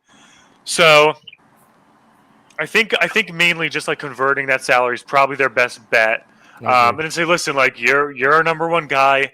You performed like a defensive player of the year. Probably should have gotten it, let's be honest, because 10 interceptions is no fucking joke. And I love Aaron Donald, I really do. I think X has had a little better of a season, but of course, we didn't make the playoffs, so that's gonna hurt us a little bit there, which kind of sucks. Yeah. But I mean, like, you tell X, hey, we're giving you above Jalen Ramsey. I don't see how he could be pissed about that. Yeah, he got hosed, bro. Like, he literally put up better numbers than Stephon Gilmore did the year before, and that wasn't good enough. There's no consistency. That's all. Martin, what are your thoughts on the whole situation? Yeah, I'm still not as worried about X not being in camp. Obviously, with him out, that creates an obvious hole defensively as far as who do you put in his place. Because you can't replace 10 interceptions, bro. Like, this league doesn't do that. Like, we can watch Xavien Howard's film from last year. One of his best plays was that one-handed interception against Patrick Mahomes when Tyreek Hill was trying to go after the football. Like, you can't just replace that. So it's going to be difficult not to have him in camp. However, this is a rare opportunity for us to play guys like a Noah Igbenogany that we're also expecting a jump from him. We want to see where Nick Needham fits as far as do we have enough room for him on the team? You know, things like that. This is just an opportunity for guys to, you know, gain reps that they wouldn't have gotten if X wasn't or if X was in camp. So I see this as a you know a win-win if you ask me, because the longer we wait for X, I suppose, like Swarty's saying, the more likely it is that we're gonna have like just make everything fully guaranteed. I would love to have that. Just pay the man so he can just, you know, cool out, get back into the cornerback room and start games and get more interceptions for us. But I want to keep him there, bro. I want to keep him in Miami. But my heart sunk when you said Danielle Hunter restructured the contract. I was like, oh Lord. Yeah. Oh Lord. That was the only dude I probably would have traded Xavien for. But after that, nah, I'm keeping him. Comment, what are your thoughts on it? Pay the man. Like, convert some of his convert some of the money that's not fully guaranteed into guaranteed, and then if not, just trade him to Houston for more picks. They'll do it. That's real right there. That's real. Yeah, you ain't lying. Z-Man, what are your thoughts on it? So with the whole Xavien Howard thing, right? Basically, the way I feel about it, I feel like they should pay him because what Larry always says. There's two players that we need the most for the whole season if we're gonna try to even compete for the playoffs, compete for the Super Bowl, right? And that's X and Tua. And those are the two, basically your two most important players right at this very moment. Because if Tua get hurt, I don't think anyone believed. Maybe we can go to the playoff with Jacoby Brissett, but I don't the think same so, thing. bro. Exactly. And the same thing with X. If X get hurt, you really think we're gonna? I mean, we got Byron, but I'll make a quote right now. We will not be a top 10 defense in the NFL, like scoring defense, if we lose X. I agree. He really covered up most of our deficiencies, but that's how I feel about the situation. I feel like they should just pay him so we can continue the continuity that we develop over the year. Because S and Byron can easily be the best duo in the whole NFL. And I just to add to your point, I think right now the window to win over the next 2 to 3 years, if you're gonna do that, I think X needs to be on the team. Yeah. Yeah. We won't be able to do it. No, he's not ready yet. Yeah. But can I say one more thing about go Noah? ahead, bro. Go ahead. You remember last year when they said he was really like balling out in practice? Yeah. So I don't really know what to say when it comes to him. I gotta just see it during the preseason and all that stuff. I agree. Because he was doing everybody in according to reports. Yeah. And Byron Jones was getting burned by everyone, and then he goes and has a good season. So you don't know. I don't know. Show, what are your thoughts? My thoughts are this. Look, I'm tired of us, purging our best players. That's why I don't want him traded, right? He's a cornerstone of our defense, all right, right now. And you know that they want him, right, Flo? They extended him, right? They wanted him. And they took care of him after the injury seasons, right? They paid him. But I totally get that he doesn't have the guarantee money right now. And I would like to see them just give him a little bit of bump and pay, to get him over Byron, by about $1 million, and give him some guarantee and get it done. The thing that makes me nervous is his agent. And like people talk about trade value. We don't know what they're asking for. We don't. And correct me if I'm wrong. Doesn't his agent have to get a new deal done to get paid? Because it's a new agent. If he negotiates new money, he'll get paid off that. Okay.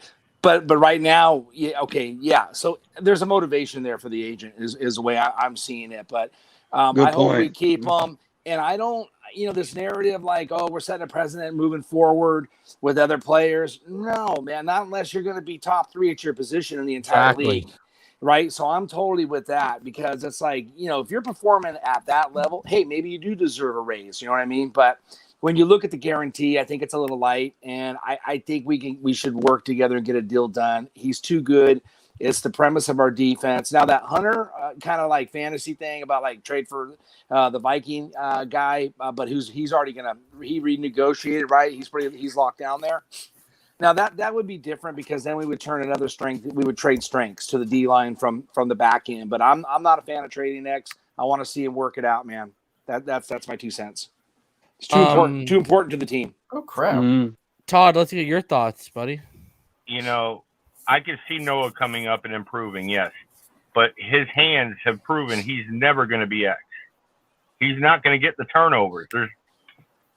Every year X has been healthy, he has produced and been at Pro Bowl level. True.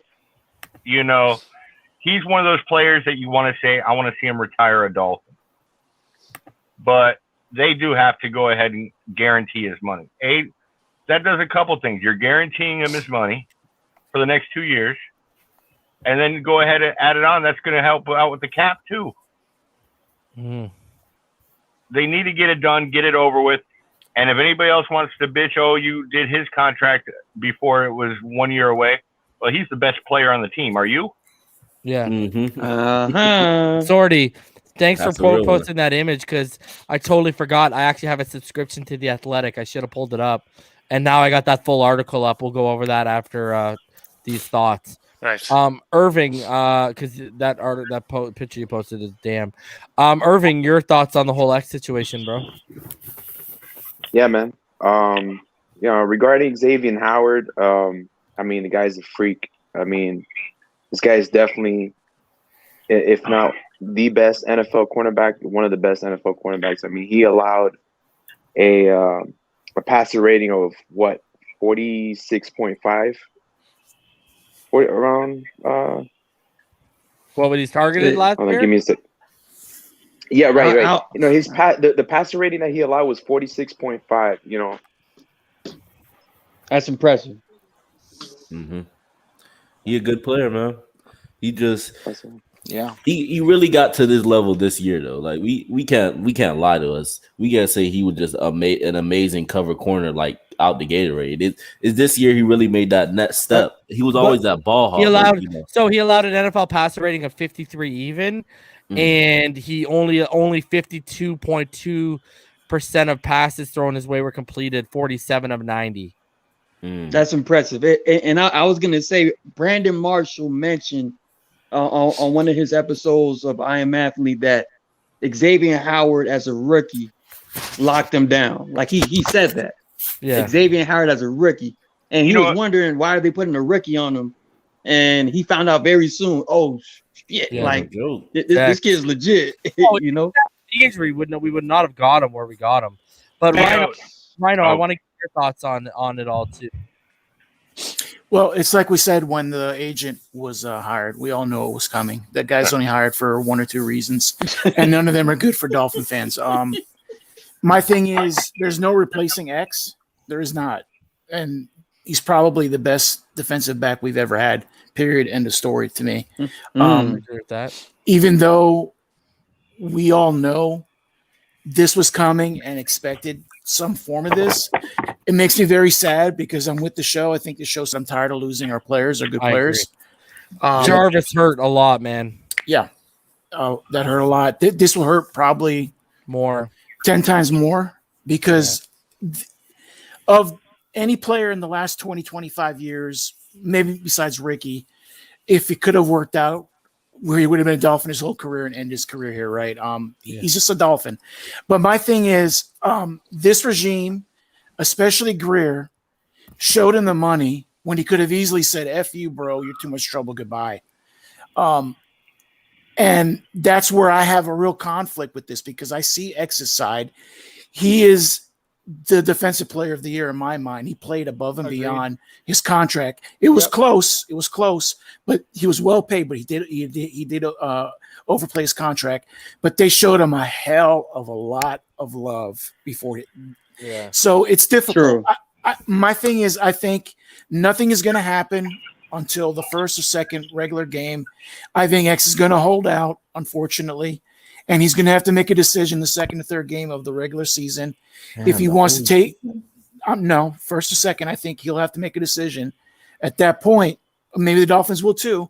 Are you willing to lose the rest of your $21 million for this year? That's what he's going to have to decide. And I hope they can come to some middle ground. I think Greer's capable of that. I think X is capable of that. I just hope it ends far better than what I think is going to end. Am I the only one up here who's bothered by Dolphin fans who are okay with overpaying Jerome Baker currently as of this moment, but have an issue with giving Xavien Howard more guaranteed money? Oh, and that's what I wanted to say. That's what I wanted to say, Reason. I really do think the timing of Baker signing was to send X and his agent a signal. I really do. And what Flo said today, even though he said he didn't want to put a foot in the ground, a line in the sand, I think he just did.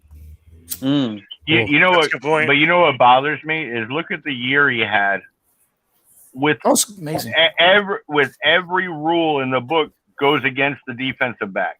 True. That's why it's so crazy. That's why you haven't seen 10 interceptions by a corner since 2007. Right. Yeah, but you think about him. Right? You think about him playing back in those rules, he would have had a field day with how physical he is. Oh my God! And like it says here in Josh Salentino, he tied the franchise single season record. So, that's what's up, man. What if he broke it? Would we still be sitting here saying, "Oh, I don't know"? He could have broken it. Yeah, he could have broken it. He dropped like 3 picks. Yeah, he did. Yeah. Chris, I just hope that them going to X and giving him some guarantee will be enough to get it done. You know what I mean? Just guarantee the rest of it and say, listen, I'm giving you 3 or 4 more million more than Jalen. And then if he doesn't take that, then I agree with them. Yeah. And I think they have nothing to worry about in the locker room overpaying X if they have to. Everyone in the entire freaking NFL respects him. Yeah. So, every NFL player knows. Yeah. But I just hope he's not. His agent's not asking. When you look at the highest paid contract, it's always about the guaranteed money. Yeah, yeah, and that's why in the NBA everything's guaranteed, right? We just gotta hope that they're not asking for too much, man. We don't know. Oh, here we go. This is Josh Tolentino's because there's an interesting tidbit that Sorty posted. So it opens up with rap music blaring across the speakers and helmets bobbing to the beat during the warm-up period. It was refreshing and lively sight to see the Dolphins gathered Tuesday morning for the first mandatory minicamp practice. Since fans aren't allowed to attend these practices, we'll serve as your eyes and ears from team headquarters. With day one in the books, here are 10 observations. So it goes into Xavien Howard, obviously, with number one, because that's the biggest story today. Number two, following a rough start that included a torrential downpour, Tua Tagovailoa weathered the storm and settled down. Although it may sound alarming that Tagovailoa threw 5 interceptions in team drills, there are several factors to consider. The offense is now under the leadership of co-offensive coordinators George Godsey and Eric Studesville. Earlier in the month, running back Myles Gaskin said the team has been learning the new playbook. In addition to fresh concepts and packages, the Dolphins added wide receivers Will Fuller and Jalen Waddle. It'll take time for Tagovailoa to develop chemistry with them. Well, not Waddle by the sounds of it.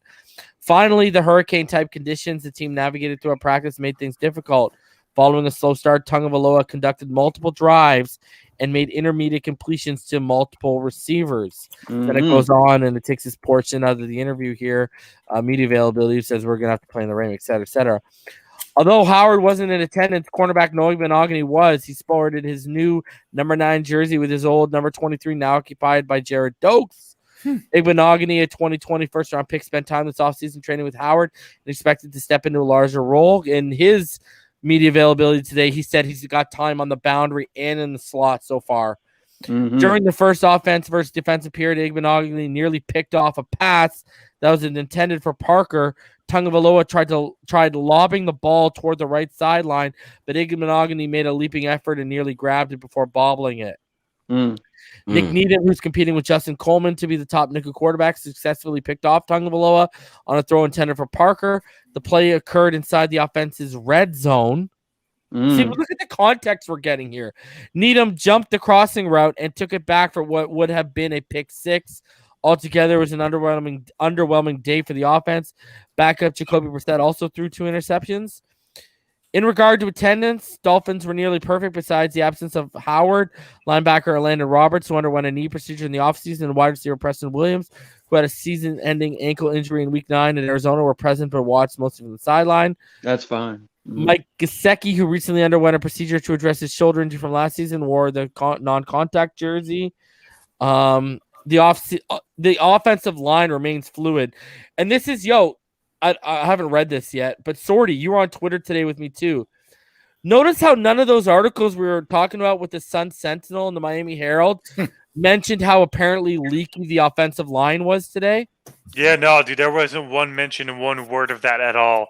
I didn't hear about any offensive line developments or any individual bad performances. And that's what told me. I just heard about it on Twitter and individual tweets. You know what I mean? What's going on? I mean, look at Jalen Phillips. He did a lap, and apparently the whole offensive line went down. I don't know why, but anyways, he must have been offside or something. The offensive line situation remains fluid. The group's performance was highlighted by Jesse Davis, who had an impressive block on rookie linebacker Jalen Phillips and protected Tagovailoa during the 2-minute session. Davis can play 4 of the 5 spots, not including center, and his versatility and leadership should be a big factor when the team makes roster decisions once August arrives. Look at this. Hold on, let me read this. Look at this. Kicker Jason Sanders nailed all of his attempts with ease. That's crazy during torrential downpour. It's worth noting that the special did not. There you go. The special teams unit did not appear on the field while it was raining. Regardless, Sanders and the specialists had no problem with the wet and rainy conditions. Here's the big one, Sorty, that you shared. Parker muffed what would have been the most electric play of the day. He ran a streak route down the right sideline, and Tagovailoa perfectly tossed the ball into double coverage into a spot where only Parker could make a play, but he bobbled it before dropping what would have been a roughly 40-yard completion. Following the play, Tagovailoa approached Parker, put his hand over his shoulder while the two players discussed what just happened. Tagovailoa could be seen motioning towards the field as if he was referencing that the connection could have gone more smoothly. And then finally, just a couple days after signing a 3-year extension, linebacker Jerome Baker was patrolling the middle of the field and barking instructions to his teammates. He led obviously with Dolphins with 112 tackles and career best 7 sacks. So he was trying to look like and was acting like a leader. But here's the key thing, guys. He ran a streak route down the right sideline and perfectly tossed the ball into double coverage into a spot where only Parker could make the play, and he dropped it. So it looks like we're back to the 2020 Dolphins receiving core. Oh, no. I think Parker had another play like that, but it got picked. He had a turn around or something like that to catch it, but it got picked off. Hey, So from what I heard earlier, Jalen Phillips hit somebody that wasn't supposed to be hit, and that's why he was running. Yep, like a quarterback. That's what I thought. Oh, or it could have been That's why Kentucky. he was running. Okay. It's the only thing that makes sense. That's a good sign then. Yeah, that is. Baby. He's a maniac. Rules, what rules? Hey, He's a hey, maniac. like I said, his one biggest flaw coming out of Miami, because I watched all the games, was him getting ejected 2 games. Yeah, that's true. Because of hitting. That's true. That's true. That's probably why they ran him. Mm-hmm. Did I get cut off again? He literally has to learn how to hone in on his rage. You know what I mean? He literally plays with the rage, bro. Not a rage. I wouldn't say rage. I'm saying he needs to control his emotions a little bit better. He is a completely emotional one. He'll be either pissed off or he'll be super excited. But either way, true. He needs to control it a little bit. Yeah. True. Shout out to Ian Tanomaipia. He just donated $10 through PayPal, and he said, "Mad respect for all your hard work on the show, bro. Appreciate you, man.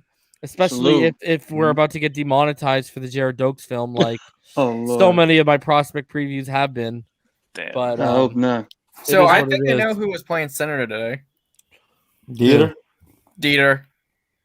It was Dieter? I think so. If we didn't hear about anything from that like center snapping issues, I would think it would be Dieter. Oh Lord!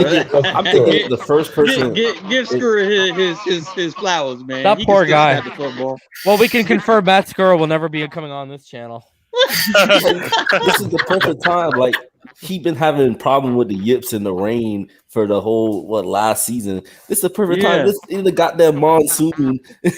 I'm thinking that's all we reported about. For real. I want to say something publicly. Your show is the only one that's telling us to hold off, give Tua time.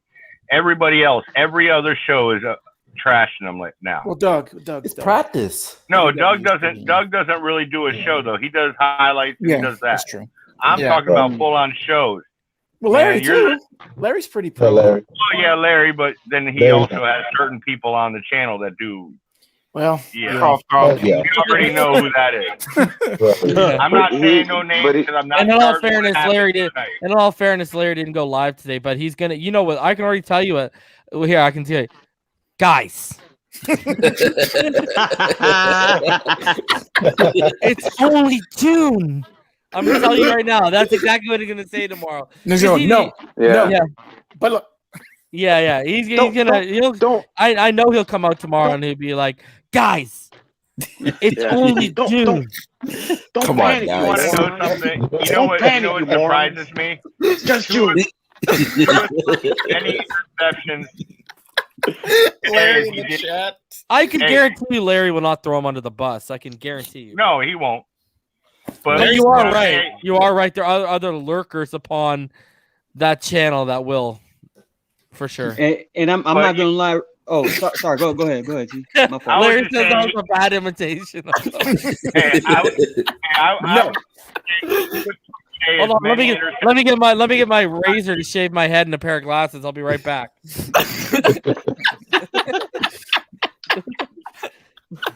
Hey, Reason, you know as well as I do, he threw as many interceptions today as he did all last year. That's not going to happen when we're going against listen to what he other said, teams. bro. Like, Dude, they're just being you knew they were, bro. Yeah, you knew that's what they had to be doing because he's not going to throw that many picks.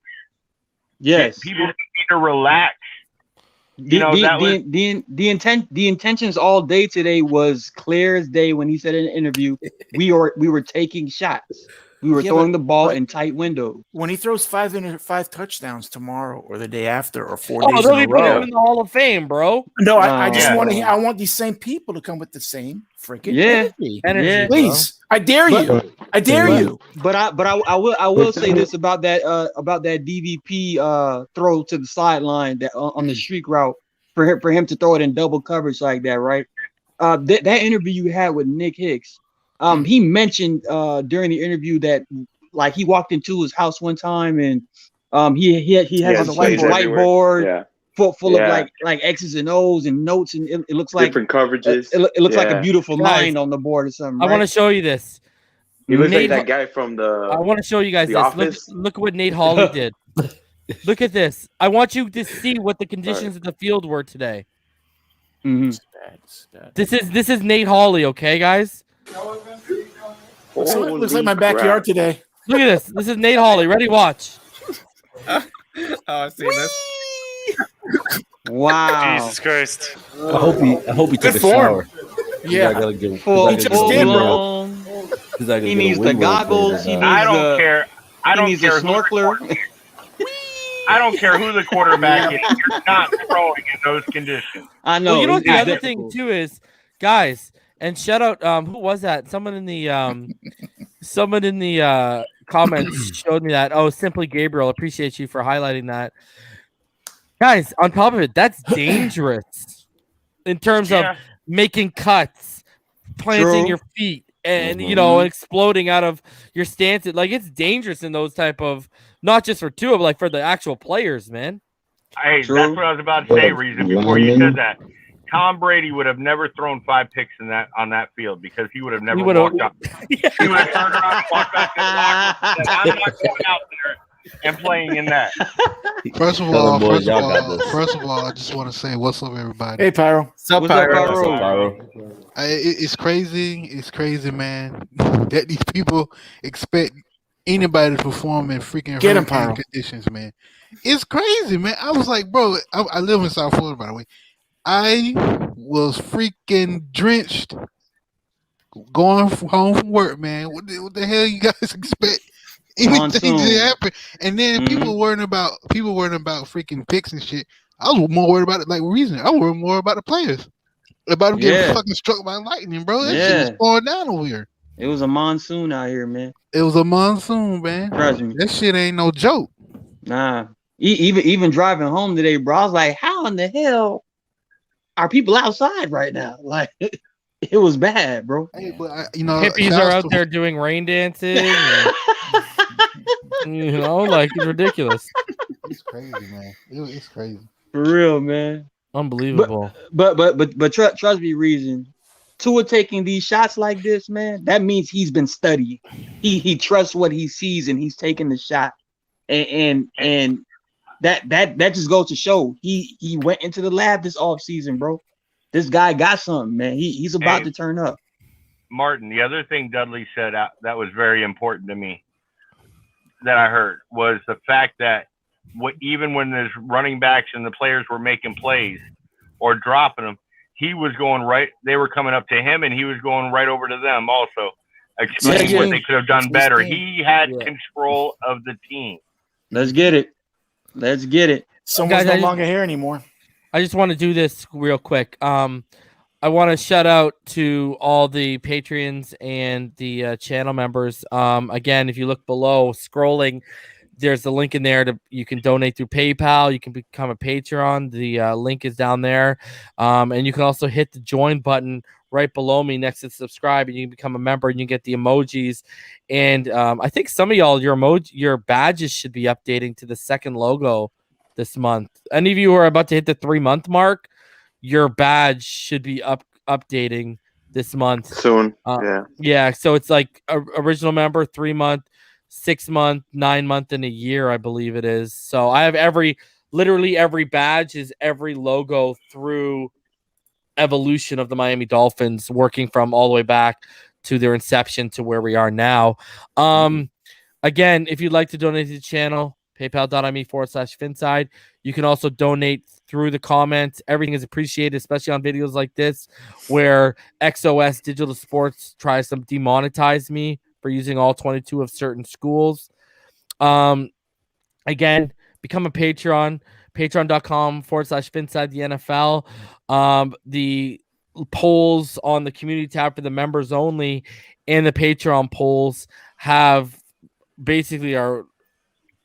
concluded for me, and what I'm gonna do is I'm gonna drop my film studies. I'm gonna do at least 2 of the 3 of them, and what I'm gonna do is I'm gonna actually drop them on Patreon and for the members for about a day to 2 early, so they can watch them, and then I'll make them public and live for everyone who's not a member and who is not a Patreon. And also, if you want to become a mod of the channel, the only way to become a mod, unless you're a special exception, is through Patreon. And as always, patchvibes.com. Use code Phinside to save 20% off of your order. They got a new Tua Tagovailoa shirt that's really, really cool that you guys should check out. So I just want to shout out all the members: Damian Deese, MF Fins1, Seth, Drew Boo, Twizzle, Law 100-442, Timothy Whiteman, Yawa Bulla, Bruce 1, Foxing Around, Dr. Draft, Timothy Sapinenza, Nico, Mighty Dolphin, Dolphin Sweden, Fake Spike 94, Jazz 803, Luke Sparkman, D-Ray 91, Tilly, Flips, Marcus 84, Franks, Ty Rhodes, Florida born, Kentucky grown. Hope you're doing well tonight, man. Usually I see you. I haven't seen you in the comments tonight. SC42, Corn 72, Trap RNG Media, Cody Patron, The Show, Jonesy Fins Nation, Kevin Williams, Rhonda, Philip Leduc, Zachary, Harris, Dennis Klassen, Powerhouse, Daniel Galagos, Thunder Cleus, Birdman, 100 Anti, Ramon Casillas, Marino's Goat, Michael Simmons, Ron Levy, Chad Marcion. Tony Marine, Canadian Fin Gone Wild, BK2 Day, Barry Bailey, DC, Tyler Collins, the homie Richmond Webb, Cap for Life, Furious K All Day, Go to Valoa, Bleezy 38, Rhino Sith, Irving, Justo, Julian, Scorpion King 271, Fins for Life, Chef Jew, Ty Jenkins, Tony V, Robert Martin, Tony Usawa, Way 01, Jose Valdez, Innes Campbell, Mari, Fred Rivera, Justin Dunker, Cash, Zanny Jinzo, that's a great name, and he's got Crash Bandicoot as his logo. Your boy Trev, Caddyshack, Fins Forever, Storm Warrior, Jeremiah Kelly, Derek Huggins, Ricketic, Lefty Magic Sosa, Daryl Canup, and Big Time. Appreciate each and every one of you guys, all 87 of you. And then to the 38 Patreons: Rhino Sith, Fake Spike 94, K All Day, Ramon Casillas, Seth, Slim Pickens, Ricketic, Red Dino, Marino's Goat, your boy Trev, Josh, Jazz 803, Martin, Zoe Vegas, the Arkham Elf, Irving, Drew Boo, The Show, Jawar Thompson, Jeff Jackson, Mighty Dolphin, Ben Glassford, Andre Villarreal, J Love T, Todd, The Enigmatic Man, Chalk Vanilla Straw, Georgie Boy 23, Florida born, Michael Rodriguez, Dennis Klassen, Philip Leduc, Tommy Flores, Ron Levy, Marino Ron, Anthony J. Marine, Brent Potvin, and Joe Crotwell. So yeah, guys, like I said, there will be content coming exclusively to the Patreon this month. I'm also going to do a Patreon and members only video that won't be going public. More details will be coming out on that to you guys too. All right, so guys, anything else on your mind regarding today and everything going on? Hey, Reason, I'm gonna have to get out of here. I get to drive home from my last night doing security. Attaboy, you're done? I'm retiring from it. I'm doing my own thing. I'm doing Lyft full time. Attaboy. So, yes, sir. Congratulations. Good luck, Todd. Congrats, man. Good luck, man. Yeah, so I'm gonna be driving home in a second, but I wanted to say something to anybody out there who didn't watch his show last night or yesterday. If you have any doubts about what Tua has been through, watch that show. That was one of the best shows, Reason, I've seen. Appreciate it, man. Nick Hicks is the absolute man. I can't wait to get out there. Incredible interview, and it showed exactly what he is going through. Yeah, man. And what he went through. And I'll be coming down for the Atlanta Falcons game. And, you know, he invited me. I'll be seeing some sessions of him and Tua working out firsthand. So I can't wait. Nice. Oh, man. Yeah, now man. You just got to get Tua on the show. One step closer, Reason. One step closer. We're working on it, Todd. I think with Tua. Well, you all have hey, a wonderful you know what? night. You too, I'll man. be Have a good listening night, to you Todd. as I drive home. Good night. All right, Todd, man. Be Be safe, safe, man. All man. right, man. Bye. Go ahead, Irving. Sorry. No, I'm just saying that Tua being as humble as he is, I wouldn't be surprised if he shows up on the show. I'm hoping so. It's just all about. Yeah. So I was talking to some people, and apparently the Dolphins are really strict with allowing their players to come on this kind of stuff. So understood. I think the reason why Vince Beagle might have been able to go on Douglas was because he was injured and he wasn't. I'll never forget. He wasn't Gotcha. there. So I think the offseason might be able to make the move.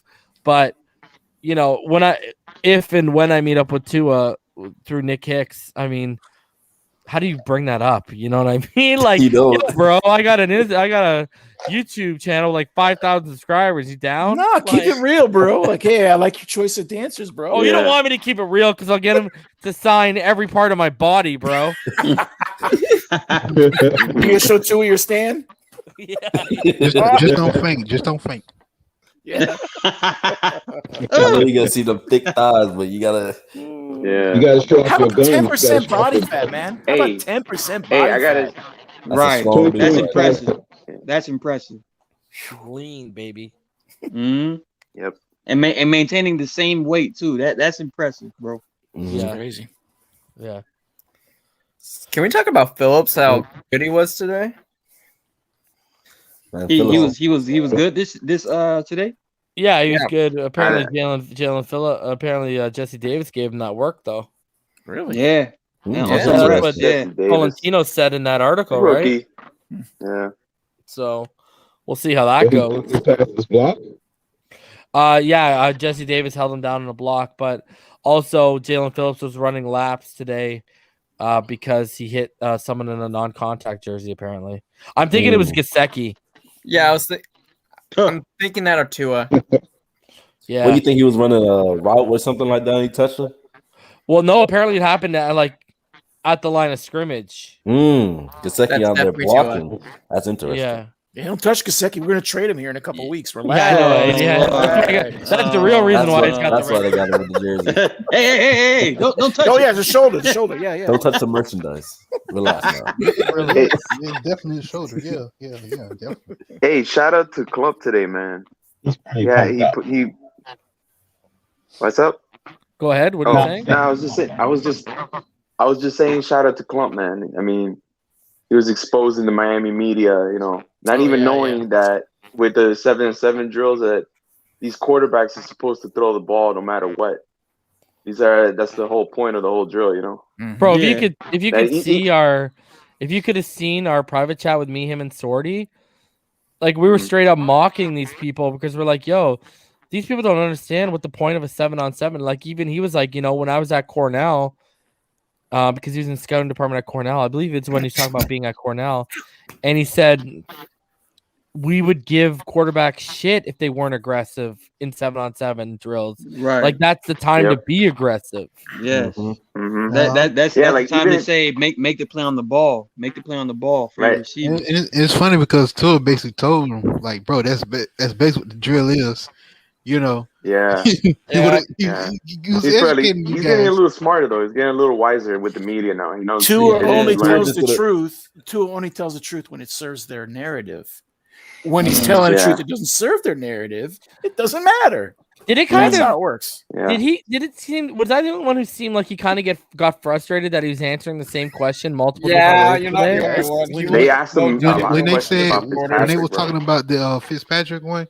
Yeah. It looked like he was getting like upset.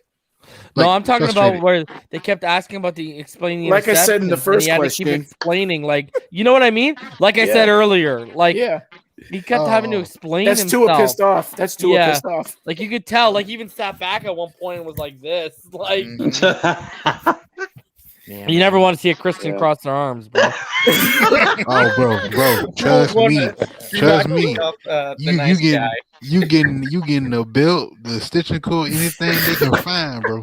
Oh Lord, ridiculous, bro. Hey, who knows it? Hey, who knows? who knows if that with Tua having such a bad day that when he showed up home, his dad came to whoop his ass with the belt.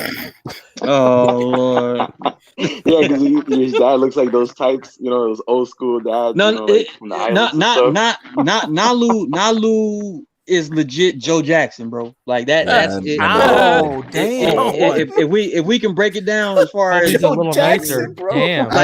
Like when you teach a righty how to throw a football lefty, that has Joe Jackson written all Was that over Tina it, bro. Turner's ex-husband? I agree with him. No.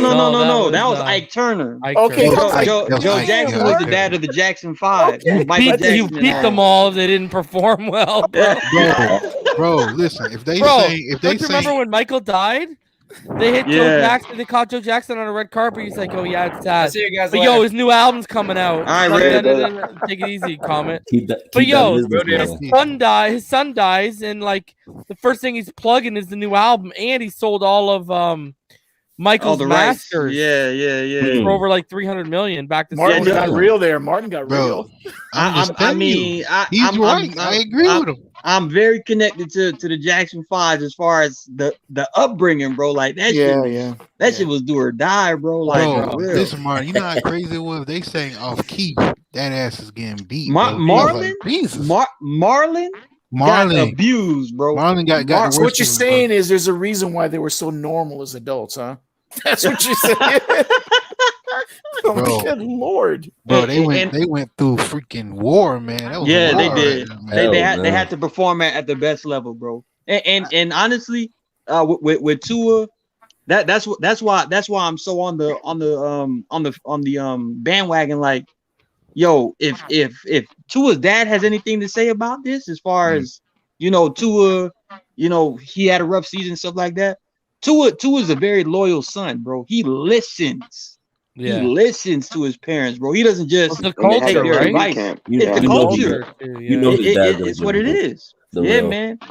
Bro, if he would have came out 5 touchdowns today, people on Twitter and YouTube would have been put him in the Hall of Fame, bro. Nobody would have said anything because let's talk about my boy Kirk Merritt catching the ball like intermediate level from Jacoby Brissett, breaking a tackle and taking it to the house. Bro, it was I think it was Ewanaga was draped all over him and he just shook him off. I was like, Jesus Christ, this guy's running back. He's a running back, bro. So David Boston 2.0, baby. Waddle. Hey, nobody's talking about Waddle, bro. I want to They know were what's killing going it. on between Waddle and Him Smith. and Tua were killing it today. Yeah, they were. Yo, you reminded me, Irving. Didn't something happen with Devontae Smith today? Is he okay? Is he okay? No, I didn't hear anything about Devontae Smith today. Stop it. But I'm telling you, one gust of wind and he just he caught a cramp. It's like no, Josh, how the homie Howard's because of the rain and the wind. He said, "Imagine how upset we all would have been if the Dolphins used the number 6 overall pick on Devontae Smith, only to have him blown away on the first day of minicamp." Bro, that's right. That's what I heard. Yeah. Yo, you're ruthless, bro. But I'm just telling you, if Tua would have lit up this defense, right, the secondary specifically, I would have been concerned. Yes, because the people who have been concerned about, oh damn, the defense regressed. Without they would have talked about Xavien. Without X, that's what I was gonna say. It's just you just gotta think about it. It's just controversy at this point. It's always like this, man. Every training camp for them, being a fan of this team, they always find something to start something up with. I know. I mean, it's good. They're going to find something else to complain about, man. That's what I'm basically saying. They would have Did I finish my thing on Xavien Howard? My thoughts. I got cut off. Somebody interrupted me. I had to do something real quick. Holy shit! 20 minutes later, eh? Go ahead. Damn. Well, this man ain't letting that go, huh? Go ahead, bro. He's been stewing. He had his arms crossed like two. He said, "No, I'm going to finish my statement." Tyler's right. If he would have thrown 5 touch, I'll let you go, Irving. If he threw 5 touchdowns, they would have said it's the first day of practice. Calm down. Right. She's 110% right. Anyways, Irving, go ahead. Give us your thoughts on him. Xavien. Irvin, you ended with Xavien his completion or his quarterback rating when it was quarterback rating when he's targeting. That's right. That's right.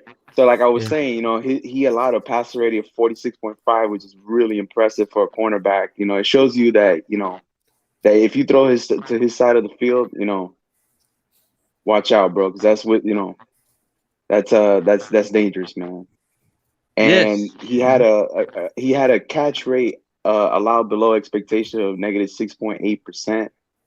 I mean, his targeted expected points added was -34.5, which was best in the NFL. The guy was, I think, in press coverage, bro. He finished second just to Ravens cornerback Marcus Peters. Marcus Peters. With -20.6 in targeted EPA, bro. And Peters finished with -16. Not to cut you off too much, Urban, but the Baltimore Ravens cornerback tandem, by the way, with Marlon Humphrey and Marcus Peters, that's the only other two that can even sniff what the Dolphins have in Xavien and in Byron. And if the Dolphins are like, if they're really expecting, you know, to make a push to the playoffs, we have to play the Ravens, bro. Like we have to go blow for blow, defense versus defense, offense versus offense. That's going to be one of those games where we need all hands on deck. And if Xavien's still having issues by then, and that should be like week 10 or 11 or something like that. Look, that'll be rough because that Ravens defense, bro, as far as their cornerback tandem, that's something we have to respect. That because they're just as good as Irvin was trying to say, and they got a lot better in the offseason. And the thing is, a lot of people forget how good Xavien Howard is on. What's up, Ty? No, Go I'm ahead, saying Irvin. a lot of people a lot of people forget that Xavien Howard is very good covering the deep routes. I mean, he had 4 interceptions on deep routes, on deep targets. It was most in the NFL. He finished with a targeted EPA of -17.4. I mean, the guy hasn't allowed a deep passing touchdown as the nearest defender since 2017. He intercepted 7 passes on deep targets, and he just allowed like 4 receptions for 186 yards on 35 deep targets since the start of the 2018. So this guy is Howard. This guy is the closest thing that we have to Jets cornerback. What's his name? Jalen Ramsey. Darrelle Revis? No. Darrelle Revis. So, you know, I mean, just the things that I just said, this guy is worthy of getting an extension. Yeah. Just up the guarantee money. But reason to mention, he's literally the best defensive back we've ever had. Like, it's not even close. Right. We gave him a contract 2 years ago. Pump the brakes. Stop it. We had Sam Madison. Stop it. They were Pro Bowlers. They were very good. They were a very good tandem. But as far as Xavien Howard, and we're talking about this NFL, like that NFL had. You could get away with a lot more, bro. It was different. It was different. But listen, we just gave X a new contract 2 years ago. We just that's true. Yeah, that's true. That and I know they did pay him the majority of the money, the guaranteed money in 2019, even though he was hurt. So I feel like on his part, he should be a little more generous. He should be a little more grateful as well, and show. Forget being hurt, bro. He had the domestic case, and we still stuck with him. That's right. And we still stuck with him. And last year too. What happened in November last year? Listen, I already told y'all. I mean, it was reported this year. This is easy. Guarantee the rest of his contract. That means $74.5 million of the $75.5 is guaranteed. Okay, Jalen Ramsey on a $100 million contract only has $71 million guaranteed.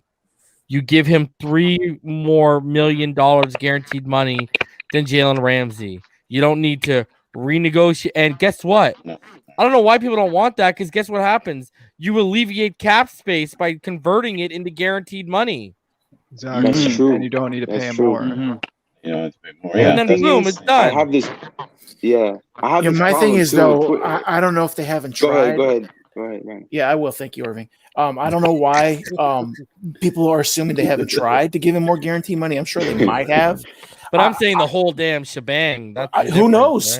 right? I'd be surprised if they haven't come close to it, right? I mean, my thing is, I don't know. I don't have a lot of faith in the agent. I don't. That's my issue with this and why I think it's going to last a while. This dude's brought in for one of two things, and that's it, bro. So it'll be a happy ending if not, but we'll see. But Hold on a sec. Tyler, get him. Yeah, man. Tyler. Oh Lord. Get him, Tyler. Get him over to Lord. Nah, I wasn't. Look, man. Oh my gosh. If anybody made me laugh at this entire thing, it was Omar. He tries to be the other guy so bad. Omar. Yeah, I don't care. I don't care What a if it's clown. hurricane. No, it's good and damn well. If it was a hurricane, we'll be running the ball most of the damn time. Exactly. I'm like, it wouldn't be in man, a damn game. it wouldn't even be a like- game. They would be in the tunnel. So it's like he tries. He. Like, you're a journalist, bro. Stay in your lane, man. Oh my gosh. Is he though? We talking about Is practice. he though? That's We what talking I'm about like, we're talking practice. about. I said, Yeah. dude, I'm I talking said, about you're practice. talking about a guy. Look, you're talking about a guy who threw a total of 5 interceptions in the 2020 season. A quarterback throwing 5 interceptions in a freaking hurricane, they're like it's so unprecedented. Like he's the only rookie to ever do that. Was just I'm not hilarious. trusting anyone that got paid to sleep at Well, I training know camp for a living, bro. I'm Jimmy sorry. G threw 5 Oh, consecutive Lord. interceptions at practice, and it was clear and sunny in California when he did that. I mean, I'm Yeah. looking at the weather conditions. I said, y'all, Tripping. oh my gosh, oh my gosh. Nobody say Yeah. anything about the Jets quarterback throwing interceptions. I'm not even gonna like, and the only 2 people that were 3 that added like context to the situation and was actually going in depth about all the throws, because it's not like he was just missing throws left or right. He was still making some good passes, and then some of them his wide receivers was dropping. So it's like the only 3 people that did that was Joe Shad, Travis Wingfield, and Safid. The rest, Adam can. Tell Adam him. Beasley. And nobody Get him. This is your time. nobody mentioned one of those interceptions was because of Gesicki tipping it in the fucking air. And then Omar got the nerve to talk about Half of those interceptions were tipped. Omar gonna talk about some Mike Gesicki bailed him out. I said, so Yeah, I seen Mike that. Gesicki basically did his job. Dang, Omar hating, right? Right. Yeah. He's overpaid, bro. I got a bone to pick with Omar. He comes across as a tryhard to me when he tries to like criticize people that he probably would have given any time about if he was Aaron Rodgers. Yeah, right. Yeah, okay. If it was Aaron Rodgers, you mean tell me you would get on him too? Yeah, okay. Cool story. No, you wouldn't. What surprised me, Omar is like a big O-line guy, and he didn't say anything about the O-line. Like, None of isn't that your forte? And then I'm seeing Jalen Phillips constantly getting in the backfield. I'm seeing Agba in the backfield. Jerome Baker batting down passes, but everybody's focused on Tua. Not realizing they're learning a new offense. He's throwing to people that and it looks like to me he already got damn near chemistry down with Will Fuller, Jalen Waddle. Like anybody who get open, they're gonna get that rock. That's how you feeling. I agree with Brian Terry right there. Omar White be just boosting to a. Oh my God! You see him the other day? He's Look at his beard. I mean, Joe says 5 interceptions got 15,000 likes, bro, on Twitter. 15,000. Yeah. 15,000. 2 interceptions. It was not this much freaking uproar. Freaking fucking like it's just Wilson threw interceptions too. Don't forget that. Yeah, like I'm like it's just I said,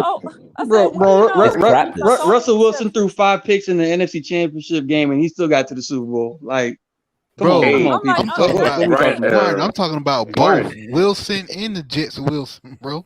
Zach Wilson. Martin. Okay. Wilson. Russell Wilson is not going to throw no damn Yeah. 5 interceptions in the game. So why y'all worried That's about true. the practice? This is a new It offense. was raining. And That's it was true. raining. It was Like, I pouring just today. don't get it. It's practice. Like, you're supposed to mess up at practice. Okay, bro. Hold They on. got Want their to mess damn up. helmets Yo, on. I They know, can't bro. see. I got a Like question. water constantly Go going through ahead. your eyes. Like what you For expect them to do? okay. Marty, you probably For threw all of y'all 5 that picks in are practice before. for Probably all not. of y'all that Yo, are let's talking go and ask the question. for all of y'all that are Yeah. talking about the weather. I'm not saying that. Okay, for all y'all that are talking about the weather. So let's say that when we play Tennessee or when we play New England or when we play Buffalo, it starts snowing or raining during the game. Mm-hmm. Are you guys going to use that excuse for If it lightnings, yes. as a reason to why we lose, or You something talking about lightning? No. The Have you situation been is in a gonna be way monsoon, different. bro? Have you I been know, in but a monsoon? y'all are treating the weather as if Have you been in a monsoon? Have you been in that kind of but weather it's in part of Miami? football. No, It's part of No, it's football. not. It ain't bad. No, No, it's not. Hold on a sec. No, it's not. Usually Because people I sat. cancel Hold practice. on. Do you guys know that how many games? Hold on a sec. I sat in on media availability today, and I had to wait 15 minutes for Solomon and Kinley to come down because they told all the reporters you got to exit the bleachers because there's lightning warnings. If there's They wouldn't lightning have played. warnings during an NFL game, you do not play. Obviously lightning, but if there's just rain, the game's still going. Okay, I'm gonna give you a And little I'm just history. And they're saying, gonna There run was the a game ball. against the No, Miami listen, let me Dolphins and finish. Pittsburgh How many Let me Steelers. games? finish. How Let me many finish. games? Let me We already get finish. your point. You don't really need to finish. I it, know, but bro. I'm Give just a reason. saying. Here's the problem. There was a game back in the late 80s, early 90s. Steelers versus the Dolphins. It rained so much the glass on the edge Turned of to the mud. stadium fell off and almost killed 3 people. Okay, they said they're never going to play a game in Miami like that ever again. That's what And I'm happened just today. saying. That's And never I'm just happening saying. again. There was And then a on top of that, bro, there was lightning. That's not But in the Dolphins calling when it's NFL. in Do you remember 2000. the let last me 6 just years that the In games were delayed 2000. 2 hours, an hour and a half because of In lightning? 2006, there was a Super Bowl played in Miami that rained the entire game. It Not poured like down that. the No, it entire did game. not. No, it did not. No, it That did was not. I'm I was just drizzle. there. saying. Sorry, No, bro. I was no, in it that didn't. town day. No, it wasn't. Stop it. That was not pouring down rain. That was Oh my pure God. drizzle. It was that's like a passing shower in Miami, bro. So I'm trying to tell Okay, but you. I'm just saying that And there's a lot of also, games that are wait, playing Soren, bad weather. hold up, I'm just saying that bad hold up. weather is part of Dude, the game. How We many? know that, but Yo, they're not gonna you pass the listen to the media ball. availability of Tua.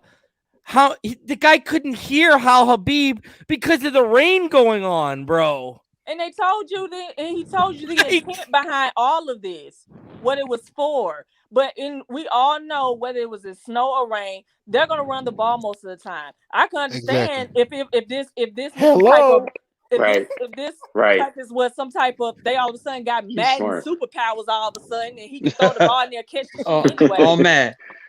Look, And, look, There you go. and also, so- Soren, bro, if you watch any football in the past, year, you know they always run the ball.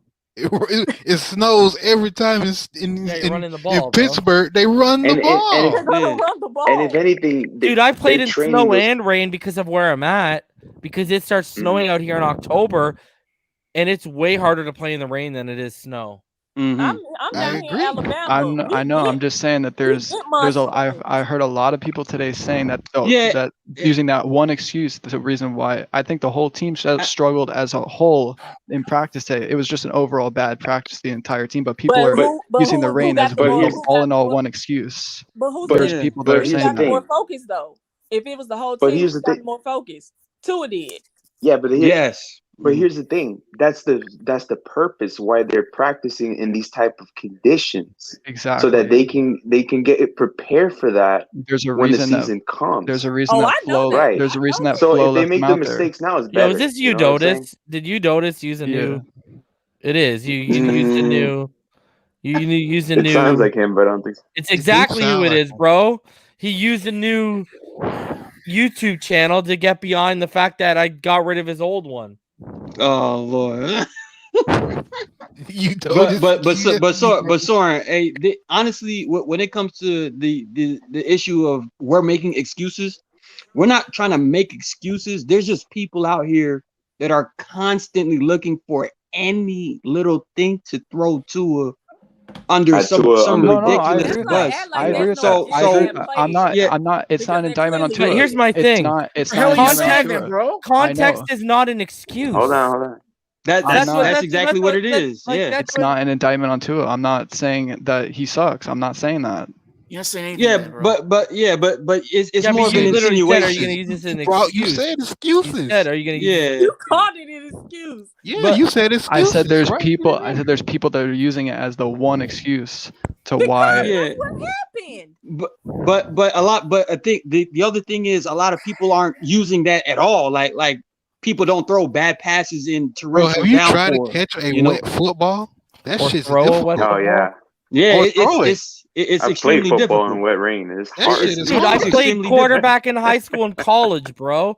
Martin Getting up to my here, car and rain is hard. Martin up here, right next to me, played quarterback all the way to Florida A&M. Like, it's Get it. not easy. Like, and I didn't have Yeah. torrential downpour like that I This saw is my today ever up here. this is my Mhm. issue. People are trying to find any and everything and act like it's so unprecedented when Tua does these things, when there's damn near every quarterback, especially today, that was throwing picks in practice and wasn't even under the same weather Tyler, conditions he was. Truth. Jimmy That's my G issue. in 2019 threw 5 consecutive. Do you know what that means? 5 passes in a row were intercepted, and that was the same year they went That's to the right. Super I Bowl. remember that. That was the same I year. remember that. Patrick Mahomes threw Yep. 7 interceptions in 6 practice his first year as a starter.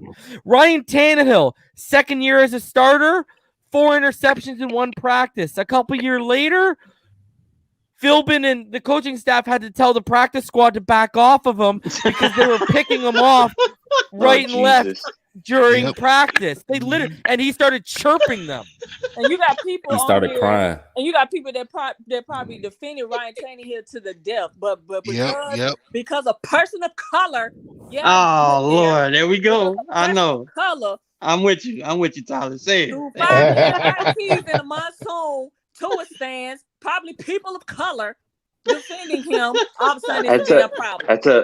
That's also an like Alabama As thing someone too. that defended Ryan an Tannehill, it anti-Alabama was a thing. walkthrough. It was a walkthrough, and it was reported 2 weeks after.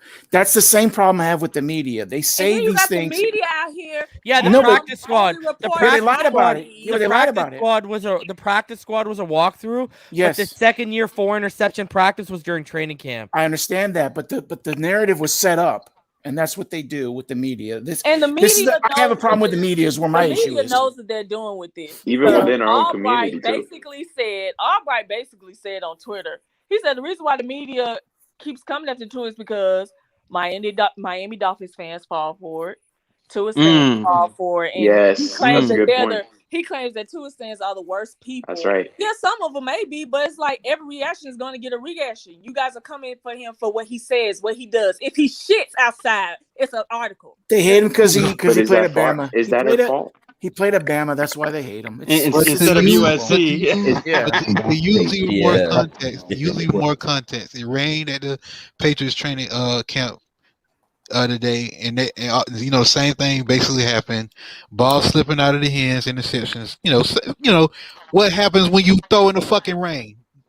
Yeah, exactly. So it's like Not damn. good things. We all know. It's a non-story, man. That's all how I know see if it. this was a Right. real Whatever. game, they A, probably wouldn't play. B, if they did play, it's mostly going to be just us running the ball down each other's throats.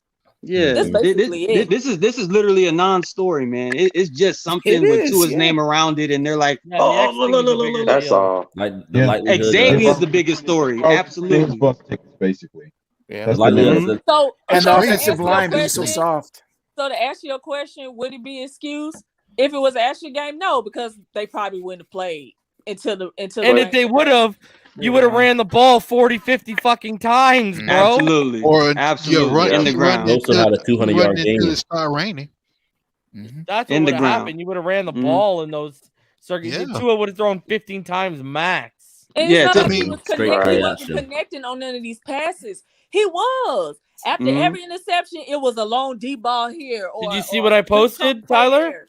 Yeah. Did you see about the seam route to DVP? Would have been quote unquote the most electric play of the game of the day, but DVP dropped it 40 yards down. And Threw a Tua deep ball to put Will it in a spot where only DVP could catch it in double coverage. Yeah, no one yeah. want to talk about that, bro. But I just He wanted threw a to. deep ball to Will Fuller the same time he threw after he threw an interception. It's gonna happen. He told us what the intent behind it was, but people are gonna overlook that because Tua is just so fun to pick on. True. He's the nice kid in class. He's the nice kid. No, you know what's the best, Tyler? The teacher's pet. Oh, you know what's He the best? better than me, I tell you that. Here's the thing: people need to read between the lines too. Nick Hicks confirmed yesterday what I've been saying all along. When he talked about and I got a point here, right?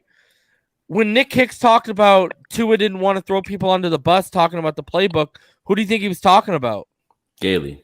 110%, right? Okay, so everyone wants to take what everything Tua says in that playbook, media availability literal, but no one wants to take what he said literal about how they were being overly aggressive and they were trying to fit balls into tight coverage to see basically to push their limits and see what kind of holes they could fit it in. Right. Yeah. But no one wants to take that. No, all of a sudden it's like, oh no way. Like I knew people what he pick meant. and choose, bro. I knew what he meant when he said he didn't have checks and alerts. I said, so basically they ain't put it in the playbook. And let him and to see if he could actually do it. So I knew he was like I said, he better than me. I wouldn't even let Omar ask me a question. I'm like, oh, gotta go. Next. Just give him the Christian Wilkins eye roll. You gotta give him the Landon Robin treatment. Like, Hey, Reason, are you seeing my screen? He too damn nice, man. He too damn nice. Reason, are you seeing my screen? He too nice. Hello? Wow. Yeah. Yeah, it's up. It's on there right now. It's on there right now. Look at this. That was the game. 3 people almost died in this game. Okay, this is 1989, and after the game, they said they will never play a game in JRS. Damn. Sorry, it's always going to be JRS with a game like this ever again. The water was coming down. It was coming down so hard. Hey, Rhino, you can be proud of me. Look at my shirt, bro. Joe Robbie. Yes, sir. And then I was at that game, by the way. And then, That's Rhino, look at the video I showed today of Nate Hawley, right? Yeah. Let's show it one more time. Look at, and you saw what the field looked like in that.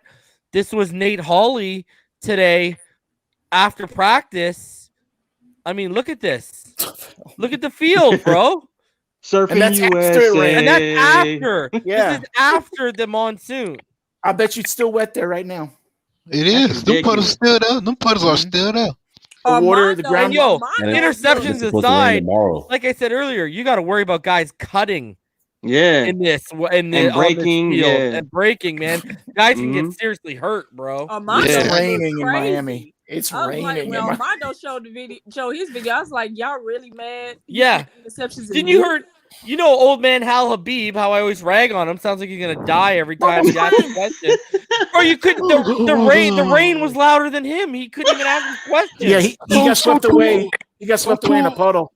Yeah. So Tua, how do you feel about Fitzpatrick? It's ridiculous. Like, look at how many times Tua was leaning up, trying to get fucking hear the questions that were being asked. Like, that's you had 3 different people. You had 3 different people talking about Tua. I don't know if you could hear me. Tua, I don't know if you can. Yeah, I know. You know what frustrates me is that we have to sit here and explain rain. Common sense. I know. It's scary to me. I'm sitting there and I'm thinking, if this happens tonight and we go on, we're gonna have to explain to people. In all fairness, we had to explain that things leak from front offices and people trade up because they hear things. That's true. I mean, no. Why did the Eagles trade up to 10 in front of the Giants at 11? Because Devontae Smith, because they knew they were going Devontae Smith. So what did the Giants do? They traded back to 21, and it took Kadarius Toney, and it was no secret after the draft that it came out that they were going to take Devontae Smith at 11. They're in the same division, both in the NFC East. I wonder how the Giants knew that. The Eagles knew that. It's just starting to get borderline. Ludicrous. Ridiculous. And also not to throw shade or be a certain way about our fan base, but a lot of us, not I'm not saying us, but a lot of the Miami Dolphins fan base is not quite literate, like as far as just using football literate. How dare you? No, you're pretty much right with literate, because someone hopped into Clump's comments today and said, "Oh, about me in the interview yesterday. Said, "Oh, this is the guy that doesn't believe he's a top 30 linebacker." I said, "Bro, I literally said in my post he's a top 30 linebacker, bro. Reading comprehension might not only help you on Twitter, but maybe in adulthood, you fucking idiot." I'm just saying this: a good 99.99999 of Miami Dolphins 99999. A good 99.999. That's just like the pie. That shit keeps going. Hey Tyler, you talking about us too? I didn't know it was gonna be math. Hey, man, Hey, I'm that 0.000000000.1%. I'm good. That's Hey, not man. zeros in front of the point, man. Hey, I'm just saying this that damn. I'm just telling you it's that bad. How can you ask about my Taco Bell? How can you ask about my Taco Bell, Pyro? Hey, listen, man, don't bring a Taco Bell with me. All right. I don't know how y'all do it. They be I mean, we got God on our side. So we Praise God, praise Allah, whichever, however. Hey, look here, man. With Tua as our quarterback, with Tua as our quarterback, God here, man. God already here, bro. I probably feel more better if some of these beat writers just actually like. It's only 4. I like Joe. I like Safid. I like Say Cam Wolf.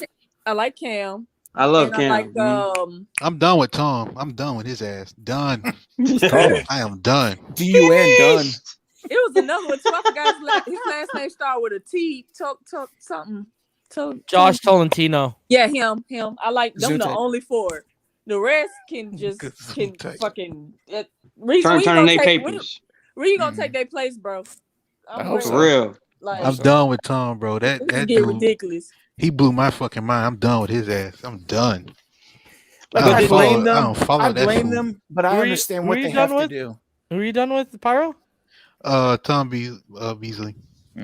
Adam Beasley. My bad. Adam Beasley. Adam Beasley. Worst part is, like I said earlier, the worst part is PFF hired him as an insider, and he can't get things that he's seeing with his own eyes right. So how's that going to work, bro? Dude. I think he'll fit in just fine. Thank you. Yeah. I'll wait for that. Bro, I honestly think that dude takes some shit because some 1 minute he's saying something, next minute he's a completely different area. I'm like, what the hell are you talking about, Adam? It just comes across as personal, like yes, it really does. Mm-hmm. And it's like, why? For what? Yeah, I don't know, man. They just love they love that. I told Rhino in the private chat, man. They love that freaking controversy, bro. They love that. They feed off that shit, bro. It can't be color because many of them are minorities. I think really it's about Bama. I really do. I think it's about Bama. So you're saying that it could be a little bit of. I mean, majority of all of them are Hurricane fans, so. I don't know, but it's personal. I'm with Tyler. It feels personal. It really feels personal. It could be a little bit. Hey. Oh, sorry. My fault, bro. I was just gonna say who's the 2 most hated things out there in the universe. It's Nick Saban and Bama. And once Nick Saban gave that glowing remark for 2, because that thing was glowing, I said, "Oh my gosh, that man just told it all right there." Especially our history was giving Fitzpatrick exactly. That shit. And why wasn't Fitzpatrick getting that? When he was still here. You know what I'm saying? It's weird. It's very. I mean, Fitzpatrick. Like Juan basically said, like we got all these new wide receivers, and even though I don't fuck with Juan like that, because he pissed me off during this whole Watson. And I knew what he wanted, man. No, here's my thing. I don't have no problem with you wanting Watson. My thing was you acting like all of a sudden you forgot all the context that you was speaking on during the season while Tua was playing. But then you heard Watson might come, you did a complete 180 and like every damn thing was his fault. That was my problem with Juan. You know what I think it is? I think that a lot of Alabama fans are regarded as bandwagon fans. So whenever, especially with Tua, that's probably the most popular quarterback in their, in the program. And ever since he went to Miami, and now with Waddle joining him in Miami, it has like that, almost like that Big 3 Miami Heat effect in a way. And it kind of reminds me when LeBron went to Miami in his first year, and the media treated him like a villain. So it's kind of in a similar way, kind of like, with Tua. Tua's the Alabama superstar. He was the darling in college football. Everybody hated, anybody that opposed Alabama hated him. And now that he joined Miami, and because the way the media hyped him up before he got drafted as this, as the next greatest thing ever. And when he joined Miami, and all these Alabama fans joined the Dolphins fan base. Yeah. I think that's what it is. I think that's a big problem. My thing is, what's wrong with them? What's wrong with us supporting? I made no qualms about their shit. Support Tua, yeah. Yeah, but that's not that. Tua do well. Right. Here's the thing. I'm in Alabama. We don't have no pro football team, Mm-hmm. so I Right.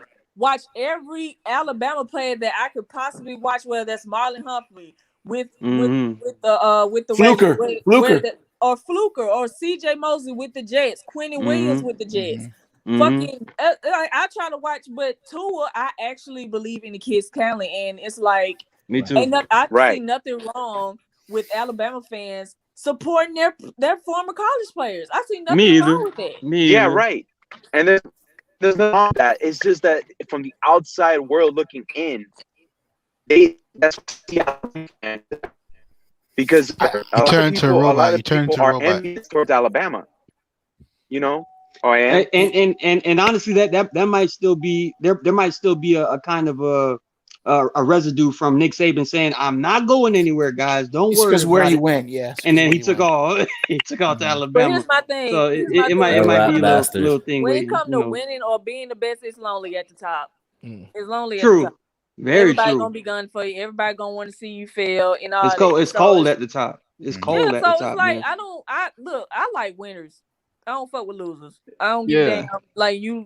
It's the same reason why everyone hates on Brady. Everyone hates on Brady, and like everyone hates on LeBron. Everyone hates it's justified that I hate Brady, so right. I don't know what you're talking about. It's justified for me. You gotta hate Brady. That brother. All I know is when the season start, that guy. when this season start, and when they finally start playing the Tua strengths, and he has the players, and it looked like he know where to go and know what to do, even though Miami Dolphins would show small clips of him throwing the ball to certain people or in tight windows and stuff. It's like I personally feel he's gonna be fine. People gonna be singing a different tune when the season starts. Of course, everything got to come together, but I think he's gonna be 10 times much better than he was last year. Yes, he's gonna be solid. Let's see what they're saying in a week. I mean, mistakes are gonna happen in practice. That's what it's. But Tyler, he's gonna tear it up one of these days. I want to hear the same passion. I know, right? Hey, You Rhino. know what they're gonna say, Rhino. Well, what they're gonna say. you know what I'm gonna Calm say. down. It's just practice. The defense is playing off the receivers. He's playing off the receivers. We're missing X now. Tua's doing so good. We're missing X. X not on the field. X not on the field. That's why he's doing so good. And it's always like this at Alabama practices. The defense is always ahead of the curve on the offense in Alabama practice. But when we play other teams, you wouldn't know. You wouldn't know. So it's like this gonna make Tua better because he's going against one of the top, who was one of the top 10 defenses last year. So if anything, it's gonna make him better. When he played Atlanta Falcons, I wouldn't be surprised if he tear their ass up. That's right. They got nobody on that defense. That's true. I actually really wanted to see Xavien Howard versus Jalen Waddle, man. For some reason, man, I wanted to see that camp battle really bad, man. Hopefully it'll happen, man. Let's get it. He'll probably happen. Well, I don't know. Let's get that grind in. But can't they move a lot of his money to next year? Reason can't they work something out for X for signing him to an extension and just it all goes to next year? We don't have to worry about this year because you're saying if he does something like that, it actually frees up a lot this year. If you guarantee money. God, I gotta do something, man. I can't lose that guy. They got to, man. He's too important to the defense, man. Break my heart. All right, yo, guys, let's go through some final thoughts here because we're at the 2 hour 45-minute mark. Martin, let's start with you, buddy. Yes, sir. Reason. Thank you very much for having us on today, man. Appreciate it. Great show as usual. Gerrid Doaks is gonna be good for us, man. This is about his film session. That guy is one of the better predetermined vision running backs I've seen in a while. And if we can find ways to get him on the field early, whether it be even game one, versus New England in New England, I want to see how he plays in away games, more so home games, just to see if we can get that kind of projection of what he will look like in the playoffs or something like that. I want to see Gerrid Doaks, man, because I was just excited just watching his film. And also Xavien Howard, salute to him, man. He deserves everything coming for him, whatever contract he receives. I hope it's still with us. I hope he gets it as soon as possible because we need him to keep that top 5 defense. And anybody over exaggerating on Tua and these interceptions, man, calm down. Please just calm down for the life of football and for the life of common sense. Not gonna happen. RELAX. Just relax. It's gonna be okay. This is day one in the monsoon. They were taking shots. He was gonna throw picks. Period. Move on. Fins up. You asking for too much. Z-Man, your final thoughts, buddy. So about Xavien Howard, hopefully they sign him. Hopefully they get that thing done because I want that. Like I said earlier, I want that continuity back for the defense. I want to see them guys participating at full strength to really get a gauge of how good we are on offense. With Gerrid Doaks, I always thought he was gonna be a pretty good player. My homeboy who went to Cincinnati, he said, he was always pretty good. He just got hurt a lot. That was the only real problem with him. So hopefully,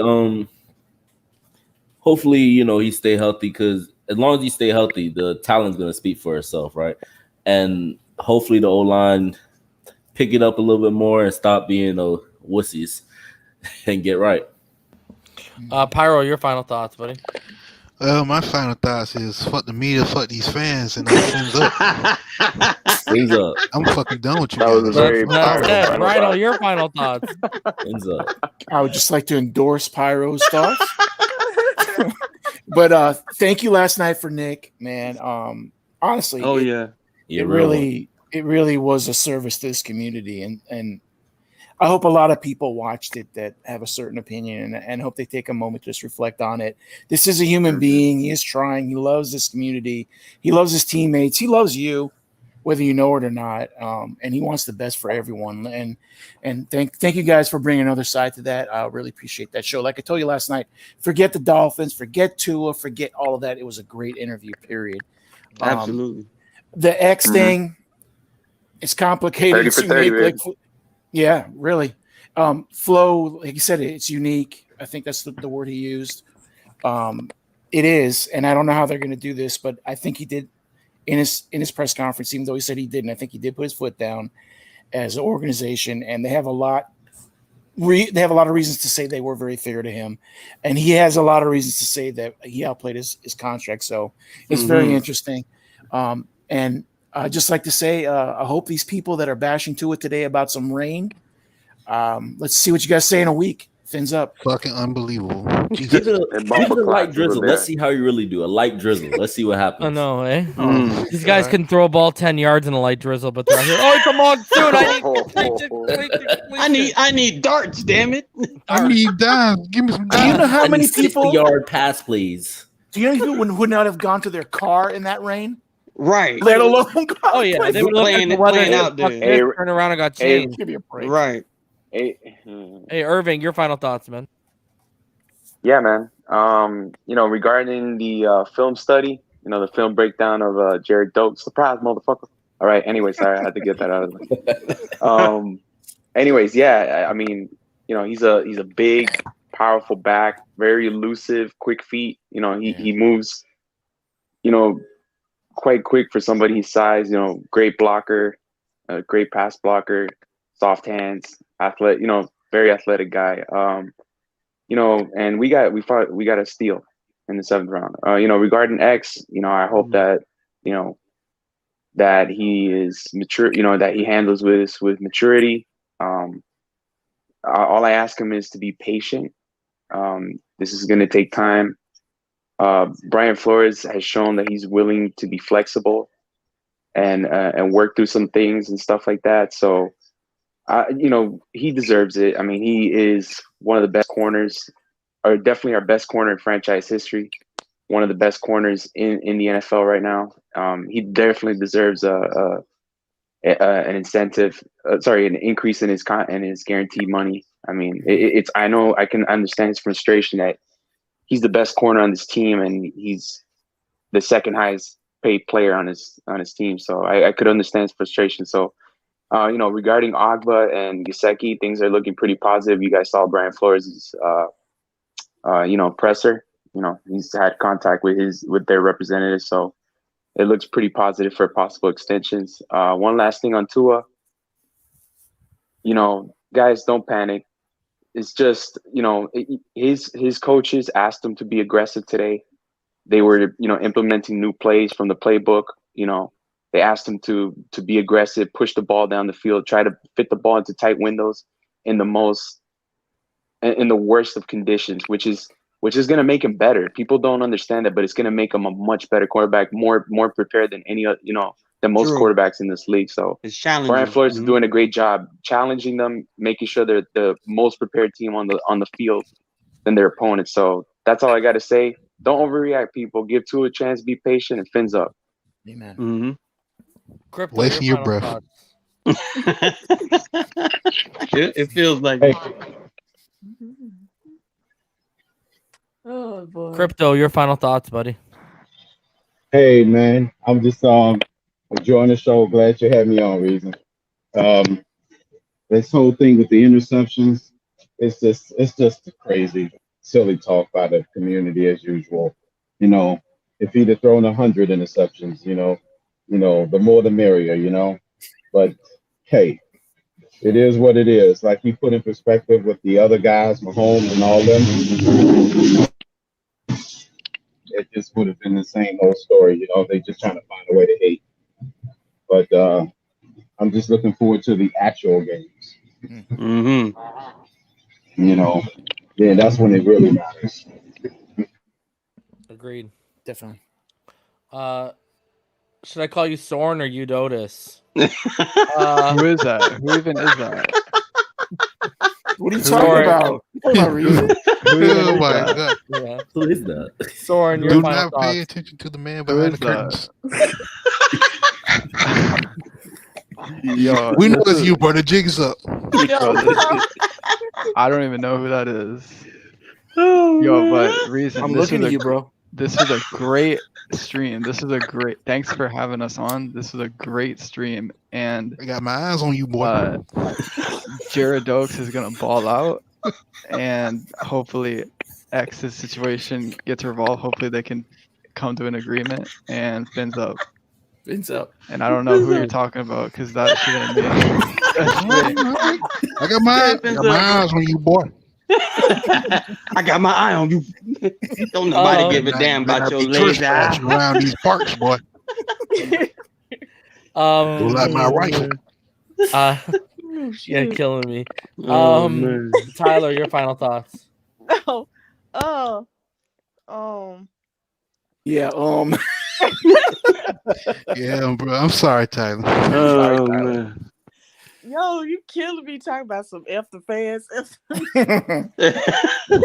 Bro, they make you tired, bro. I'm tired of them. They do. I hope They everything works out with X. Because he did ball out last year, so I hope everything works out, with him and the Dolphins. And about Tua, again, I'm not worried because it ain't like that's gonna happen in the game when we do play in the regular season, so I'm not even tripping about that.